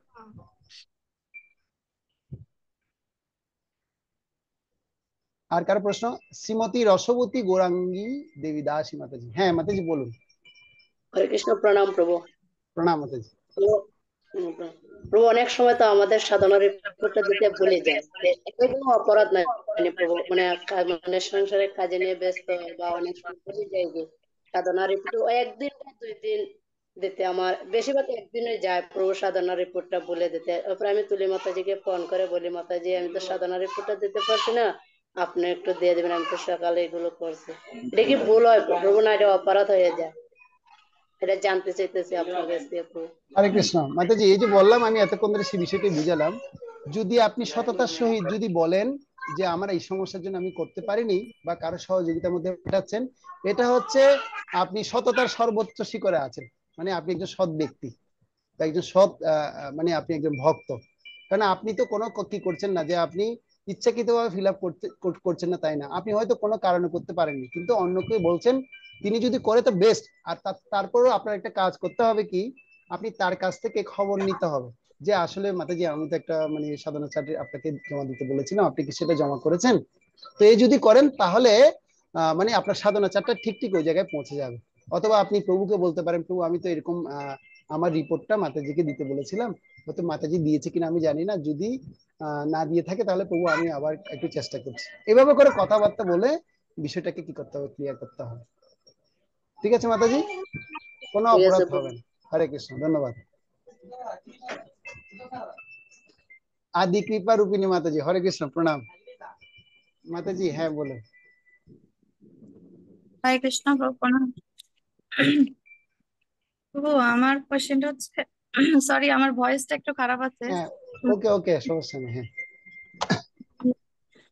আমার সাধনা চাকরি প্রভু একটা পয়েন্ট আছে হচ্ছে প্রচার, হ্যাঁ তো প্রতিদিন আসলে কিভাবে প্রচারে অংশগ্রহণ করতে পারি এটা আমি বুঝতে পারছি না, মানে প্রতিদিন তো আসলে গ্রন্থ প্রচারেও যাই না, বা বাইরে কোনো, এটা আসলে কিভাবে মানে এটা ফিল আপ করতে পারি, এটা যদি কৃপা করে একটু বলতেন। হরে হরে কৃষ্ণ। কৃষ্ণ। তো প্রচার তো এখন এত সুন্দর ইজি হয়ে গেছে, প্রচার তো এখন বাইরে গিয়ে বই প্রচার করতে হবে যে তাই নয়। প্রচার আপনি এখন হোয়াটসঅ্যাপে গ্রুপ আছে, গ্রুপে আপনার অনেক বন্ধু আছে, কলেজের বন্ধু আছে, ইউনিভার্সিটির বন্ধুরা আছে। তো তাদেরকে আপনি যুক্ত করতে পারেন। প্রতিদিন কাউকে না কাউকে আপনি কল করতে পারেন। যে হয়তো আপনার কলেজ বান্ধবীকে বলতে পারেন, হয়তো অনেকদিন তার সাথে যোগাযোগ নেই, কিন্তু আপনার যোগাযোগটা হচ্ছে আপনি কৃষ্ণ নবমীতে তাকে দান করবেন। তো সেক্ষেত্রে আপনি তার সাথে কথা বলছেন, সেটা প্রচার হচ্ছে। যেমন আমাদের একবার কলকাতায় যখন আমি ছিলাম, ওখানে একটা সাধনা রিপোর্টের মধ্যে লেখা আছে আজকে কতজনকে আপনি আহ কি করেছেন, কল করার মাধ্যমে কৃষ্ণ মহানবমীতে কথা জানিয়েছেন।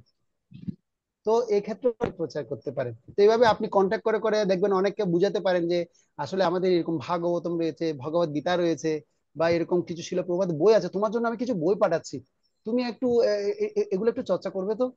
আর সেই বইগুলো সে অবশ্যই আপনাকে যেহেতু ভালোবাসে, সে একদম নির্দ্বিধায় সে নিয়ে নিবে।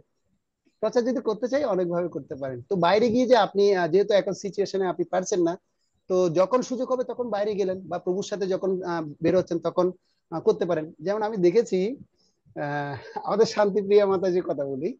তো মাতাজি এদিন গিয়েছিল ইন্ডিয়াতে, তখন আমি ইন্ডিয়াতে ছিলাম, তখন তিনি একটু অসুস্থ হয়ে গিয়েছিল। তো উনাকে উনি এবং উনার মাকে নিয়ে ডাক্তারের কাছে গিয়েছিলাম। তখন ওনাদের সাথে আর কেউ যায়নি। তো মন্দির থেকে আমাকে বলা হয়েছিল ওনাদেরকে একটু ডাক্তারের কাছে নিয়ে যান। তবে ডাক্তারের কাছে যখন নিয়ে গেছি তখন উনি ডাক্তারের চেম্বারে বসে আছেন। তো কিছু সাধারণ ব্যক্তি তখন কি করছে, আসছে, তারা কেউ পত্রিকা পড়ছে, কেউ কি করছে। তখন দেখলাম উনি মানে ব্যাগ থেকে একটা বই বের করেছে, গুরু কৃপা লাভের পন্থা একটা গ্রন্থ ছিল। সেই গ্রন্থটা বের করে বলছে আপনি বইটা নিন, খুব ভালো বই, পড়ুন। অথচ তেনার মানে কি নেই, আপনার মানে কোনো পরিচিত নাই, কিছু নাই। আমি চিন্তা করছি আমি যে কাজটা করতে পারিনি, উনি দেখছি উনি এবং উনার মা দুজনেই একই সেম। তো ওনার মা বলছে হরে কৃষ্ণ প্রভু, আমরা তো বাংলাদেশ থেকে আসছি, তো এখানে আমাদের একটু অসুস্থ হয়েছে, ডাক্তার দেখাতে। আপনার বাড়ি কোথায়? মানে এইভাবে করে মিষ্টি সহকারে এভাবে করে কথা বলতে বলতে তাকে বলছেন। বলছে আমার বাড়ি তো এখানেই। আর মাতাজি কত সুন্দর করে বলছে, আর উনিও মানে আগ্রহ এত অভিভূত হয়ে গেছে। বলছে আমার ব্যাগে একটু প্রসাদ ছিল আপনার জন্য, খিচুড়ি দাম থেকে একটু প্রসাদ নিয়ে আসি, একটু করে পান। তো ব্যাপার হচ্ছে যে আমি দেখতে পেলাম প্রচার হচ্ছে কি শুধুমাত্র অনুপ্রেরণা। মানে যে যত বেশি কৃষ্ণ অনমিতকে খুব দৃঢ়ভাবে নিয়েছে, সে কিন্তু যে স্থানে থাকুক না কেন সে সেখান থেকে প্রচার করতে পারবে। আপনি গাড়িতে চড়তে চড়তে প্রচার করতে পারবেন। তো সেটার মনোবলটা শুধু হচ্ছে কি আমি কতটুকু স্ট্রংলি কৃষ্ণ ভক্তি যাজন করছি এটার উপর ডিপেন্ড করছে। কারণ কৃষ্ণ আপনাকে কি যে বুদ্ধি দিবে আপনি বুঝতে পারবেন না। আর হচ্ছে আপনি যদি বাইরে বেরোতে না পারেন অনলাইনে প্রচার করতে পারেন। এটা আমার একটু জানা আছে, আমি একটু বুদ্ধি দিয়ে বলতাম। আর কি বলবো জানি না। হরে কৃষ্ণ, ধন্যবাদ। আচ্ছা, আর কেউ আছেন কোনো কিছু জানার আছে? হরে কৃষ্ণ, বলুন মাতাজি, কে বলতে চাইছিলেন? পাখি মাতাজি বলতে চাইছেন?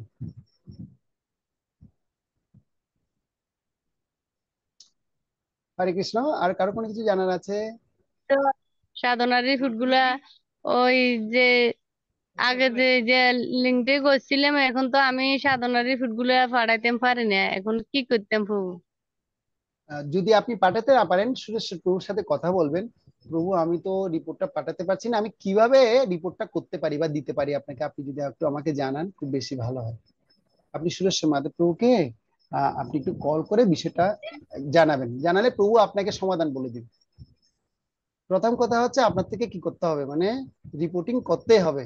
হয়তো আপনি লিখে পাঠাতে পারছেন না, কিন্তু আপনি কল করে তো একটা কথা বলতে পারেন প্রভু, যে আমি প্রভু আমি শুনতে আমি শুনতে লোক। শুনতে পেয়েছেন আমার কথা? হরে কৃষ্ণ। আমি শুনতে পেতে বলছি। হরে কৃষ্ণ। আপনার কথা আমি প্রণাম আর প্রভু। লাস্টের কথাটা শুনতে পাইনি, বুঝতে পেরেছেন ব্যাপারটা কি বলেছি? বলছি নাকি আমি শুনতে পেতে বলছি আমি তো বুঝতে পেরেছি। সব সময় তো আর আমি থাকতেও পারছি না প্রভু, আমার ছেলে মোবাইলটা লইনো চলে যাবো, তখন আমি কইতেরি না, মাতাজিরে বয়স দেয়, ওই প্রভুও বয়স দেয়, আমি শুনতে পাচ্ছি না, ওরা আমাকে বলে না। এখন আমি আচ্ছা ক্লাসে আজকে নতুন করে ঢুকছি প্রভু, আমি এনে সকাল শুক্রবারের ক্লাসে সব সময় ঢুকি, আজকে মঙ্গলবারের ক্লাসে আমি আচ্ছা, ঢুকছি প্রভু। হরে কৃষ্ণ আমার মাতাজি, জন্য আমি একটু আপনাকে আপনাকে এই সমাধানটা একটু বলছি। এই শুধু সমস্যা আপনার নয়, এরকম সমস্যা অনেকেরই রয়েছে। এখানে যত ভক্ত আছে অনেকজনের ভক্তের মধ্যে এই ধরনের সমস্যা রয়েছে। তো এই সমস্যার সমাধান হচ্ছে কি, এই সমস্যার সমাধান হচ্ছে যে যদি মোবাইল যদি আপনার কাছে না থাকে, তো তারা যখন ঘরের মধ্যে আসবে, তো আপনার থেকে একটু সিরিয়াস হতে হবে। কি সিরিয়াস হতে হবে? যেন আমি সাধনা চার্টটা পাঠাবোই, মানে যেভাবে হোক এটা একটা আকাঙ্ক্ষা থাকতে হবে যে আমি এটা রিপোর্টটা পাঠাবো, আমি প্রভুর কাছে রিপোর্টটা আমি পাঠাবোই। তো সে আকাঙ্ক্ষাটা কখন জন্মাবে জানেন? যখন আপনি কৃষ্ণের প্রতি ভালোবাসা বৃদ্ধি হবে, ভগবানের প্রতি ভালোবাসা বৃদ্ধি হবে, ভগবানের ভক্তের প্রতি ভালোবাসা যখন বৃদ্ধি হবে, যখন বিশ্বাসটা যখন অনেক বেশি বাড়বে, তখন আপনি যে কোনো কঠিন পরিস্থিতি হোক না কেন আপনি কিন্তু পারবেন। যার ভালোবাসা যেখানে যেখানে থাকবে দেখবেন সে শত প্রতিকূল হলো, সে প্রতিকূলের মধ্যে কিন্তু সেই জায়গায় কিন্তু পৌঁছে যায়, সে সেটা কিন্তু প্রদান করতে পারে। উদাহরণ দেওয়া আছে বিল্লামঙ্গল ঠাকুরের কথা। তো বিল্লামঙ্গল ঠাকুরের আগ্রহ ছিল হচ্ছে কি, সে কি করবে, সে মানে পতিতা নারী সঙ্গ করবে, কিন্তু তার আগ্রহের কারণে সে মরা মানুষের আহ দেহের মধ্যে ভেসে ভেসে সর্প দড়ি, দড়িকে সর্পকে দড়ি মনে করে ভেসে টেনে টেনে উঠে তিনি তার কাছে পৌঁছে গেছেন। তো এখানে তো আমরা ওইরকম অত কঠিন পরিস্থিতিতে নেই। আমাদের তো কঠিন পরিস্থিতি হচ্ছে আমি হয়তো মোবাইলে পাঠাতে পারছি না, তো মোবাইলটা তো আমার কাছে আসবে। তো আপনার ছেলে যখন আসবে তখন আপনি কি করবেন, আপনার ছেলেকে বলবেন বাবা তুমি একটু এটা আমাকে একটু একটু সহযোগিতা করো। তখন আপনার ছেলে আরো আকৃষ্ট হবে, মা এটা তুমি কি করছো। তখন আপনি আপনার ছেলেকে আরো প্রচার করতে পারবেন, এবং সে ছেলেও উৎসাহ পাবে আপনার এটা দেখে, বলে আমার মা করছে আমি কেন করছি না, এরকমও হবে। ঠিক আছে, তো এটা আপনি সমাধান পাবেন আশা করি। হরে কৃষ্ণ, ধন্যবাদ। এরপর হচ্ছে তুলি মাতাজি, বলুন। হরে কৃষ্ণ। হরে কৃষ্ণ, প্রণাম প্রভু আপনার শ্রী চরণ কমলে। হুম। প্রভু আমার প্রশ্নটা হলো, যদিও সুমা যে আমাকে একটা দায়িত্ব দিয়েছে সাধনা রিপোর্ট দেখাশোনা করার, তো প্রভু সেখানে আমি যদিও এর আগে অনেকজন রিপোর্ট দেয়নি, তো সুরেশ্বর মাধব প্রভুর আদেশে প্রায় 20 জনকে গ্রুপ থেকে রিমুভ করে দেওয়া হয়েছে। আচ্ছা। তো তার মধ্যে প্রায় আহ প্রায় 4-5 জনকে আবার ওরা নিজে থেকে কল দিয়ে আবার অ্যাড হয়েছে, কিন্তু অনেককেই দেখলাম যে দীক্ষিত হওয়ার পরেও তারা মানে কল দিয়ে তাদের কাছে এই গুরুত্বটা নেই যে আমাকে তো রিমুভ করে দেওয়া হয়েছে, মানে তারা কল দেয়নি। তো প্রভু এখন আচ্ছা, সেটা তো বাদ, এখন নতুন এই মাসে যারা আছেন প্রভু এনাদের জন্য সবার জন্য একটা একটা সুযোগ রাখা হয়েছে যে আজকে যদি রিপোর্ট দিতে না পারে সেই রিপোর্টটা সে আমাকে কালকেও দিতে পারে।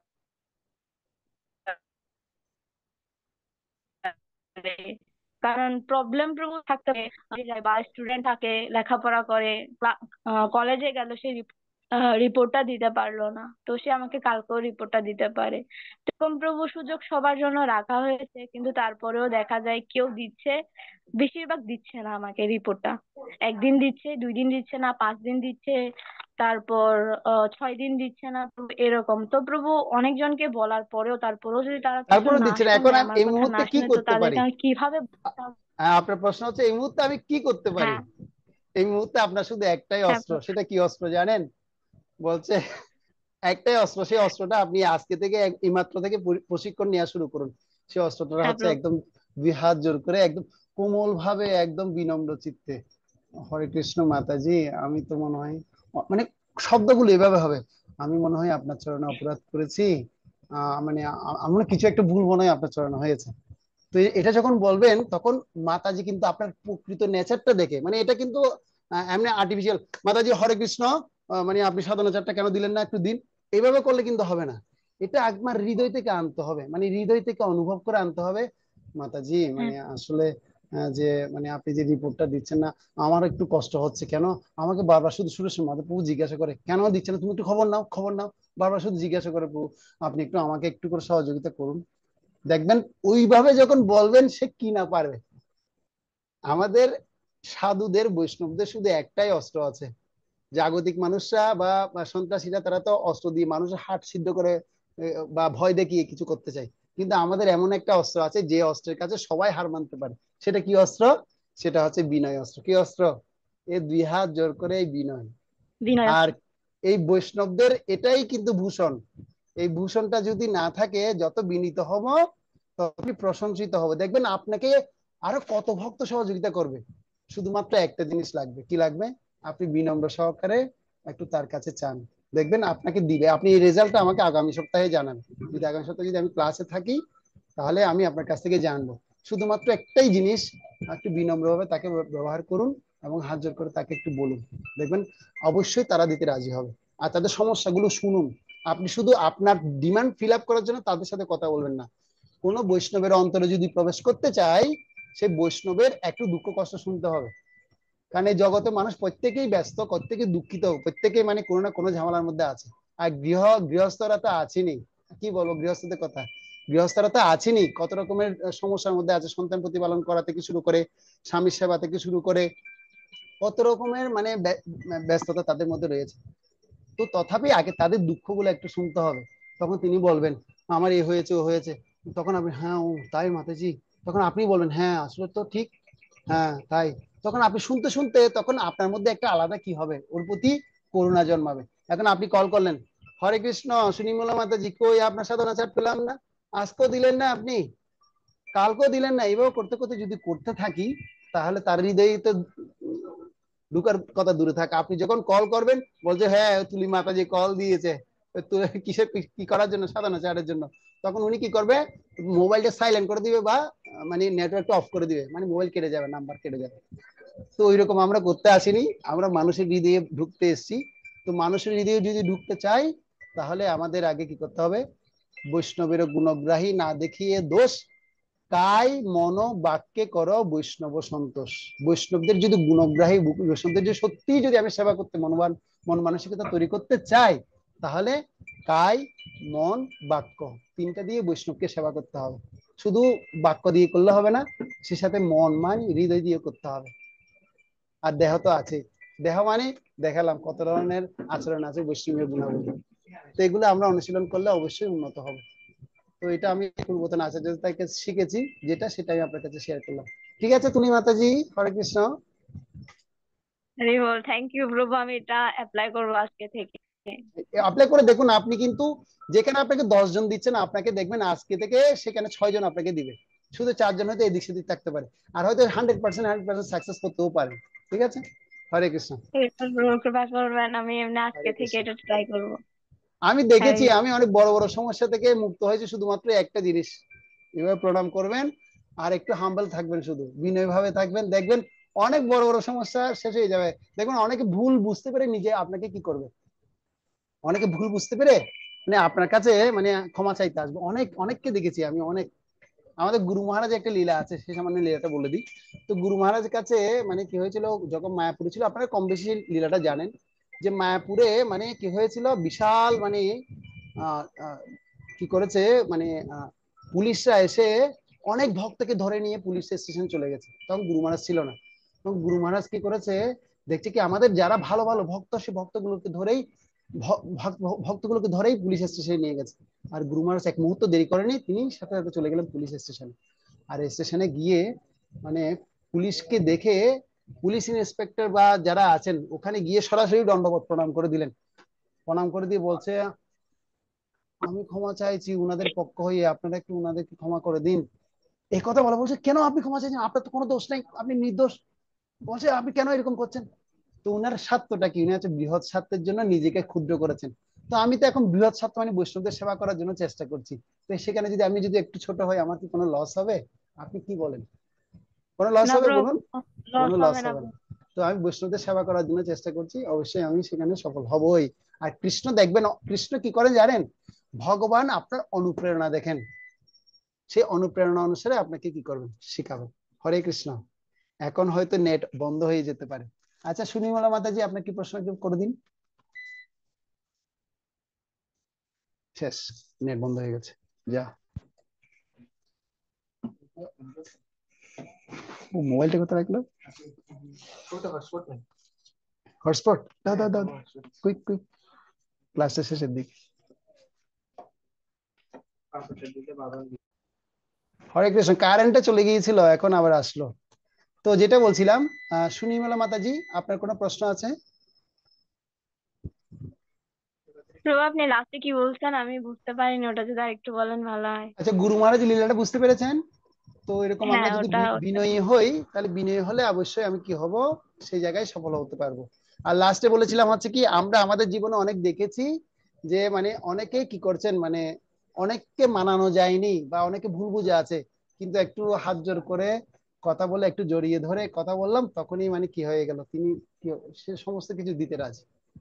তো এটা হওয়া খুব কঠিন আছে, এটা আমি বলছি, কিন্তু এটা অনুশীলনের অনেক দরকার। এটার জন্য সকালের সাধনাটা অনেক ভালো মতো করতে হবে।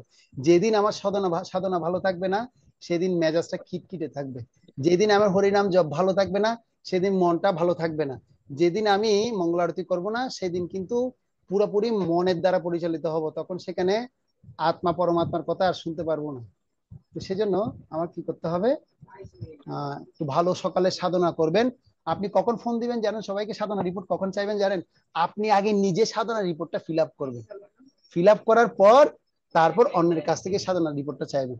আপনি আগে ভালো মতো 16 মালা জপ ভালো মতো করবেন, করে তারপর অন্যজনের কাছে আপনি কি করবেন, সেই রিপোর্টিংটা চাইবেন। দেখবেন, কারণ বলছে কি নিজে আচারী ধর্ম অপরকে শেখায়। এখন আপনি নিজে ফিল আপ করেন না, এখন আরেকজনকে বলেন হ্যাঁ সাধনা রিপোর্ট ফিল আপ করো ফিল আপ করো, তাহলে কি তিনি করবে? করবে? না কখনো প্রভু, করবে না। না। কেননা এটা হচ্ছে আধ্যাত্মিক জীবনটা হচ্ছে পুরোটা হচ্ছে হার্ট টু হার্ট রিলেশনশিপ, কারণ হার্ট ট্রান্সফার হবে আপনার। কারণ তুলি মাতাজি হার্টে কি আছে সেটা ওই কি বলা হচ্ছে সুনির্মলা মাতাজি হৃদয়ের মধ্যে কাজ করবে। দেখবেন অনেক সময় হয় কি, আমি আজকে মনে মনে সুনির্মলা মাতাজির কথা চিন্তা করছি, কিন্তু দেখবেন সে দিনের কোনো না কোনো একটা সময় তিনি আপনাকে কল দিয়ে দিলেন বা একটা মেসেজ করলেন। হয় কি হয় এরকম আপনাদের কখনো হয়? এটাকে বলা হ্যাঁ হচ্ছে কি প্রভু, মাইন্ড। আছে এটা প্রভু। হচ্ছে মনের সাথে মনের কি হয়, ট্রান্সফার হয়। যে বস্তুর প্রতি অনেক ধ্যান করবেন, যারা দিচ্ছে না তাদেরকে নিয়ে আপনি সবসময় শুধু ধ্যান করতে থাকুন, দেখবেন তারা আপনাকে রিপোর্ট পাঠাবে। তো এভাবে যত্ন নিতে হবে। বৈষ্ণবদেরকে যত্ন নেওয়ার জন্য অনেক পরিশ্রম করতে হবে বাবা। বলা ছিল ভক্তি সিদ্ধান্ত সরস্বতী ঠাকুর বলছিলেন যে গেলেনে গেলেনে রক্ত খরচা করতে হয়, মানে একটা বৈষ্ণবকে গড়ে তুলতে হবে। তো সেখানে আমি তো এখন এক ফোঁটা রক্ত কি করলাম না, ক্ষয় করলাম না। তো সেখানে আমি সাকসেস তো হব, কিন্তু অনুশীলন করতে হবে। হরে কৃষ্ণ। ঠিক আছে তাহলে, আরে আর আর কারো প্রশ্ন নেই? আরেকজন দেখেছিলাম হাত তুলেছিল, এখন তিনি নেই। ধন্যবাদ সুনির্মলা মাতাজি। প্রভু তাহলে আমি, হ্যাঁ আমি আমি হাত তুলেছিলাম ওই যে হ্যাঁ বিধি ভক্তি পালন করি কেন, এটা একটা আপনি বলেছিলেন শুরুতে। ও তো ওই ওই উত্তরটা আমি লিখতে পারিনি ঠিক মতো, তখন একটু কাজ করছিলাম আর কি, আমি একটু আচ্ছা। সেবায় ছিলাম। তো তো সেইটা আপনি যদি আরেকবার বলেন আমার জন্য আর হরে কি। কৃষ্ণ, ধন্যবাদ। তো হরে বিধি কৃষ্ণ। ভক্তি মানে অ্যাকচুয়ালি ব্যাপার হচ্ছে আমরা বিধি ভক্তি বা সাধন ভক্তি বলা হয়। তো আমাদের বিধি ভক্তি মানে কিছু নির্দিষ্ট নিয়ম কানুন গুলো পালন করার মাধ্যমে আমার চেতনাকে উন্নত করা। তো কিছু নির্দিষ্ট নিয়ম কানুনের মধ্যে প্রথম নিয়ম কানুন হচ্ছে 4টি বিধি নিষেধ পালন করা। বিধি নিষেধ মানে হচ্ছে কি, আমি কোনো আমিষ আহার করবো না, কোনো নেশা করবো না, কোনো অবৈধ সঙ্গ করবো না, কোনো দ্রুত ক্রিয়া করবো না। এটা হচ্ছে কি 4টি নিয়ম যেগুলো আমাদেরকে প্রিন্সিপাল বলা হচ্ছে। এই প্রিন্সিপাল গুলো যে যত বেশি মানবে ভালো করে, তার মধ্যে সত্যতা বাড়বে, সুচিতা বাড়বে, দয়া বাড়বে, তপস্যা করার ক্ষমতা বাড়বে। এই 4টা নিয়ম এই ধর্মে 4টা পার উপর ভিত্তি করে দাঁড়িয়ে আছে। সে সাথে নিয়মগুলোকে অনুশীলন করার জন্য শক্তি লাভ করব, আমাদের কিছু সাধনা করতে হবে, যেটা বলে সাধন ভক্তি। তার মধ্যে প্রথম হচ্ছে ভোরবেলা ঘুম থেকে উঠতে হবে। এটা প্রতিনিয়ত প্রত্যেক বৈষ্ণবরা আপনাদেরকে বলছেন, ভোরে ঘুম থেকে উঠা। ভোরে ঘুম থেকে উঠা মানে আপনি শুদ্ধ সাত্ত্বিক টাইমের মধ্যে বা সত্যগুণ টাইমের মধ্যে আপনার নির্দিষ্ট সংখ্যক হরিনাম জপ শেষ করা। যে যত বেশি পারে সে হরিনাম জপটা শেষ করতে পারে। তারপর দ্বিতীয়ত হচ্ছে কি, সে কি করবে, মঙ্গল আরতি করবে। সে যদি কেউ যদি মনে করে যে আমি উঠে গেলাম 6টায়, তো 6টায় উঠলো, তার যদি আকাঙ্ক্ষা থাকে যে না আমি অবশ্যই কি করব, মঙ্গল আরতি করব, এটা হচ্ছে কি বিধি ভক্তির একটা নিয়ম। তিনি কি করবেন, সে 6টায় উঠেও ভগবানের সামনে দাঁড়িয়ে গাইবে সংসার এভাবে গাইবে। কারণ তার সে নিয়ম নিষ্ঠাটা অন্তরের মধ্যে রয়েছে। হয়তো সে পরিবেশের কারণে আজকে দেরি করে উঠলো, ঠিক আছে। তো এইভাবে করতে করতে যখন সে অনুশীলন করবে, এই মঙ্গল আরতি সে অবশ্যই করবে, তুলসী মহারানীকে সে জল দিবে। এগুলো হচ্ছে বিধি নিয়ম। আমাদের এই নিয়মগুলো অবশ্যই পালন করতে হবে। প্রতিদিন দিনের কোনো না কোনো একটা সময় আমার ভাগবতের কমপক্ষে একটা শ্লোক হলো পড়তে হবে, বা ভগবত গীতার একটা শ্লোক হলো চর্চা করতে হবে। এভাবে যখন কেউ করবে নিষ্ঠা সহকারে, তখন তার বিধি নিয়মগুলো সব পরিপূর্ণ হবে। তো বলছে বিধি নিয়ম পরিপূর্ণ মানে ভগবত ভক্তির 64টা অঙ্গ রয়েছে। আর কেউ যদি সকাল মানে ভোর 3:30 থেকে, যদি বলা বলা হচ্ছে মঙ্গল আরতি থেকে শুরু করে 9টায় শ্রীমদ ভাগবতম ক্লাস পর্যন্ত আমাদের আশ্রমবাসীদেরকে বলা হচ্ছে, যদি কেউ যদি করে তাহলে তার ভক্তি জীবনের 64টি অঙ্গের মধ্যে 45টা অঙ্গ এমনিতেই কি হয়ে যায়, সম্পন্ন হয়ে যায়। এই বিধি নিয়ম 45টা মানে 64টা বিধি নিয়ম আছে, তার মধ্যে 45টা অঙ্গ ভক্তির অঙ্গ পালন হয়ে যায়। তো সেজন্য আমাদের নিষ্ঠা সহকারে এই বিধি নিয়মগুলো পালন করা উচিত, কমপক্ষে এগুলো। আরো তো অনেক কিছু আছে এর মধ্যে, কৃষ্ণ ভক্তি প্রচার রয়েছে, তারপর বই বিতরণ রয়েছে, অনেক কিছু আছে। ঠিক আছে সুনির্মলা মাতাজি, হরে কৃষ্ণ। এই 4টি বিধি নিয়ম যেটা বলছিলেন, ভোরে ওঠা হ্যাঁ একটা, হরিনাম জপ করা হ্যাঁ প্রথম। আচ্ছা, সেকেন্ড বললেন মঙ্গল আরতি, থার্ড কি গ্রন্থ অধ্যয়ন? আমি অ্যাকচুয়ালি আপনাকে বলছি, আমাদের আশ্রমের একটা নিয়ম, কিন্তু গৃহমধ্যে একটা আলাদা নিয়ম হয়ে যায়। কিন্তু আপনারা এটাই মাথায় রাখতে হবে যে ভগবত ভক্তির 5টা অঙ্গ আছে, হচ্ছে মুখ্য অঙ্গ। তার মধ্যে 5টা অঙ্গগুলো যদি কেউ ভালো মতো যদি যাজন করে, তাহলে সেই বিধিগুলো সে পালন করছে বলে ধরে নিতে হবে। তো আপনারা সবাই জানেন ভক্তি রসামৃত সিন্ধু গ্রন্থে সে 5টি নিয়মের কথা বলা হচ্ছে। ভাগবত অধ্যয়ন করতে হবে, সাধু সঙ্গ করতে হবে, হরিনাম করতে হবে, তারপর দিব্য ধামে বাস করতে হবে, বা তুলসী মহারানীর সেবা করতে হবে। এভাবে যখন সে যখন কি করবে, সংকীর্তন প্রচার করবে, যখন এই 5টা জিনিস যখন করবে, তখন তার এই বিধি নিয়মগুলো সব পালন হবে। আর আমি বলছিলাম, আমরা যদি আশ্রমে থাকি, আশ্রমে যদি কেউ থাকে, কেউ যদি আপনার মনে করেন একদিন মন্দিরে থাকলেন, আপনারা অনেক ভক্ত আসে আমাদের মন্দিরে রাত্রিবেলা থাকে, যেমন আমাদের আদিরূপা মাতাজিরা, কিবা মাতাজিরা অনেক সময় আসেন মন্দিরে থাকেন, বা এরকম অনেক মাতাজিরা আছেন, স্নিগ্ধা মাতাজিরা আসেন, আমি দেখি আর কি, অনেক ভক্তকে দেখি। তারপর যারা আসেন তারা মন্দিরে যখন থাকবেন, দেখবেন মন্দিরে ভোর 3:30 থেকে শুরু করে সকাল 9টা পর্যন্ত, মানে যদি মন্দিরে এক টানা যদি থাকে, তাহলে তার বিধি ভক্তির মানে বলা হচ্ছে 64টা অঙ্গ রয়েছে। মানে ভগবত ভক্তির 64টা অঙ্গ আছে, তার মধ্যে 45টা অঙ্গের কাজ এই সমস্ত কার্যকলাপের মধ্যে সম্পন্ন হয়ে যায়। তো সেজন্য আপনারা চাইলে সেই অনুশীলনটা করতে পারেন, গৃহের মধ্যে করতে পারেন, যদি একদম টাইমলি সব করেন। 4টায় 4:30টায় মঙ্গল আরতি, তারপর হচ্ছে নৃসিংহ আরতি, তুলসী আরতি, তারপর হরিনাম জপ শেষ করা, তারপর হচ্ছে দর্শন আরতি, গুরু পূজা, ভাগবত পাঠ এবং মহাপ্রসাদ দিয়ে যখন শেষ হবে, 45টা অঙ্গ যাজন হয়ে যাবে। হরে কৃষ্ণ। হরে ঠিক আছে কৃষ্ণ। মাতাজি। হ্যাঁ পিন্টু বাবু, হরে কৃষ্ণ। হরে কৃষ্ণ প্রভু। ইয়েস। প্রভু এটা আজকে বললো যে 4টা বাজে ক্লাস হবে, কিন্তু দেখছি যে এটা 2:30 বাজে আবার পাল্টিয়ে দিছে। তাহলে তো আমি ক্ষমা প্রার্থী আপনার কাছে, আসলে এই বিষয়ে আমি মানে না কি না, নেই। হ্যাঁ, আমি ক্ষমা প্রার্থী কেন বলছি প্রভু, সত্যি কথা, 4টার সময় ক্লাস শুরু হওয়ার কথা ছিল, কিন্তু হ্যাঁ আজকে আজকে মানে আমি একটু কুমিল্লাতে এসেছিলাম, তো আমি প্রভুকে বললাম, প্রভু ক্লাসটা যদি 6টার দিকে হয় তাহলে ভালো। তো এখন প্রভু হয়তো মেসেজ করেছে, হয়তো ভুলক্রমে আপনার কাছে মেসেজ হয়তো যায়নি, এরকম হতে পারে প্রভু। মেসেজ তো আসছে, কিন্তু আমি দেখিনি, আমি অন্য কাজে ছিলাম, আমি আহ, মোবাইল তাহলে দেখিনি। ওটা ওটা হয়েছে আর কি। প্রভু ক্ষমা করবেন, তাহলে নেক্সট ক্লাসে হয়তো দেখা না হতে না পারে। প্রভু, আমি এটা বলবো, এরকম বলবেন না। আচ্ছা ঠিক আছে তাহলে। হরে কৃষ্ণ আচ্ছা, প্রভু। হরে কৃষ্ণ, দণ্ডবত প্রণাম। না, কারো কোনো প্রশ্ন? প্রভু উনি কি কোনো গ্রুপে আছেন? তাহলে আমরা তো রেকর্ডিং করেছি, রেকর্ডিংটা আমরা দিয়ে দেব, হ্যাঁ যদি উনি প্রভু, আরেকটা, শোনেন। হ্যাঁ আরেকটা সমাধান, যে আজকের ক্লাসটা রেকর্ড হয়েছে, হ্যাঁ এটা তো আমার মনে ছিল না, আপনি হ্যাঁ, উনি রেকর্ডটা যদি শুনে কোনো নিতে খুব পারেন। গ্রুপে ভালো হবে আছেন। প্রভু। বেশি এটা দিলে বেশি উপকারিতা আচ্ছা পাবেন। আচ্ছা, হ্যাঁ এটা আপনি দিলে কোন হ্যাঁ, গ্রুপে আছেন? আপনি সুরেশ প্রভুর সাথে একবার যোগাযোগ করে নেবেন, প্রভু আপনাকে সব গ্রুপে দিয়ে দিবেন। প্রভুর সাথে আছে। হ্যাঁ, হ্যাঁ তাহলে প্রভু। সুরেশ প্রভুকে বলে উনি আপনাকে দিয়ে দিবে লেকচারটা। ঠিক আছে, ঠিক ওকে, আছে হরে তাহলে। কৃষ্ণ। হরে কৃষ্ণ, ধন্যবাদ সকলকে। আজকের এই ক্লাস এখানে শেষ করছি। সবাই আমার জন্য কৃপা আশীর্বাদ করবেন। অনেকগুলো বড় বড় কথা বলে ফেলেছি, কারো মনে যদি কষ্ট দিয়ে থাকি, আপনারা আমাকে ক্ষমার সুন্দর দৃষ্টিতে দেখবেন। হরে কৃষ্ণ, হরে কৃষ্ণ, কৃষ্ণ কৃষ্ণ হরে হরে, হরে রাম হরে রাম রাম, রাম হরে হরে হরে। রাম, রাম রাম, হরে জয় শিল প্রপাত কি জয়। আমি যে আচ্ছা, কথাগুলো বলেছি এগুলো যেন আমি পালন করতে পারি, আপনারা আমার জন্য কৃপা আশীর্বাদ করবেন। হরে কৃষ্ণ, ধন্যবাদ। আপনিও কৃপা করবেন প্রভু আমাদের, আমরা যেন পারি।